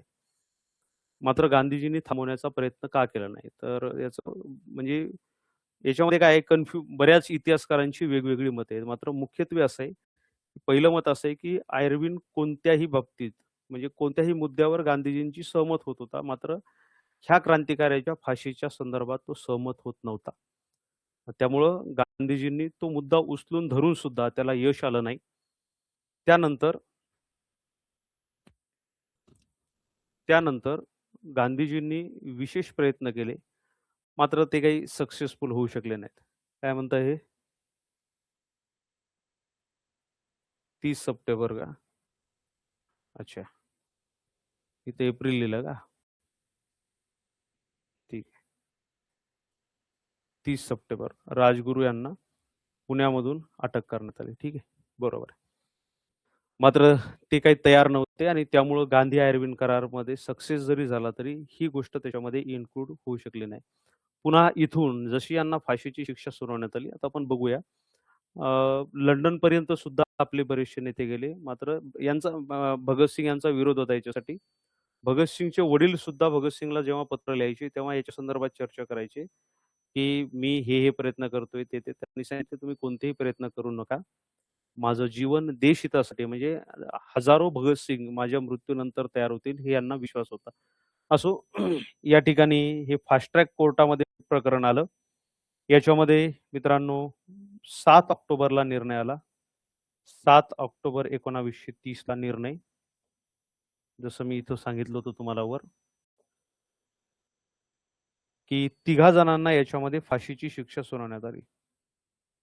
फाशी. एक भगतसिंग, वय 23 वर्ष. दुसरं राजगुरू, वय 22 वर्ष. आणि तिसरे सुखदेव, वय 23 वर्ष. 23 वर्ष. मित्रांनो, यांना फाशीची शिक्षा सुनावण्यात आली. फाशी कधी देण्यात आली यांना? हे शहीद झाले देशासाठी. तारीख आहे 23 मार्च 1931 ना फाशी देण्यात आली. सायंकाळची वेळ होती 7:30 ची. 11 दिवस अगोदरच आणि हे गुपित ठेवण्यात आलं. कारण जेव्हा लोकांना समजलं असतं या दिवशी फाशी आहे आणि फाशी देणार आहेत, तर ते तारीख वेगळी सांगण्यात आली. मात्र 11 दिवस अगोदर यांना फाशी देण्यात आली. संध्याकाळच्या 7:30 ची वेळ आणि सकाळी दुसऱ्या दिवशी यांचे मृतदेह तिथंच दफन करण्यात आले. ही माहिती लवकर बाहेर सुद्धा येऊ दिली नाही. मित्रांनो, लक्षात असू द्या, कोणत्या कारागृहात? लाहोर कारागृहात यांना फाशी देण्यात आली. लाहोरच्या कारागृहात यांना फाशी देण्यात आली. जसं मी म्हटलं ना, जयगोपाल हे माफीचा साक्षीदार झाला. तिघजण माफीचे साक्षीदार झाले होते. माफीचे साक्षीदार. म्हणजे तसे 5 जण होते. मात्र त्यापैकी जे तिघजण होते, हे यांचे जिवलग एच.एस. आर्ये म्हणजे हिंदुस्थान सोशलिस्ट रिपब्लिकन असोसिएशनचे सदस्य होते. याच्यामध्ये एक जयगोपाल हे माफीचा साक्षीदार झाला. त्याच्यानंतर हंसराज ओहरा यांनी सगळ्या ठिकाणांची माहिती दिली. आणि तिसरे होते फनी फणींद्रनाथ फणींद्रनाथ घोष यांनी या एच.एस. आर्यच्या स्थापनेची माहिती दिली. असो, तर या पद्धतीनं यांचे जे म्हणजे यांची शहादत जी आहे, ही अजरामर राहिली. आत्ताही आपण भगतसिंग, राजगुरू, सुखदेव यांचं म्हणजे स्वातंत्र्य सैनिक किंवा क्रांतिकारक म्हटलं की यांच्याशिवाय नाव आपल्याला लक्षात राहत नाही. आणि यांनी स्वातंत्र्यासाठी आमूलाग्र म्हणजे यांच्या संपूर्ण जीवन आहे, हे अमूल्य जीवन आपल्या देशाच्या सत्कारने लावलं. देशाला स्वातंत्र्य देण्यासाठी या ठिकाणी मार्गी लावलं. तासो हे मुख्यत्वे सोशलिस्ट होते, समाजवादी मानणारे. आणि भगतसिंग हे नास्तिक आणि धर्मनिरपेक्ष होते, असं या ठिकाणी म्हटलं जातं. ठीक आहे. चलो, मला सांगा, इथपर्यंत कोणाला काही अडचण आहे का? बोला.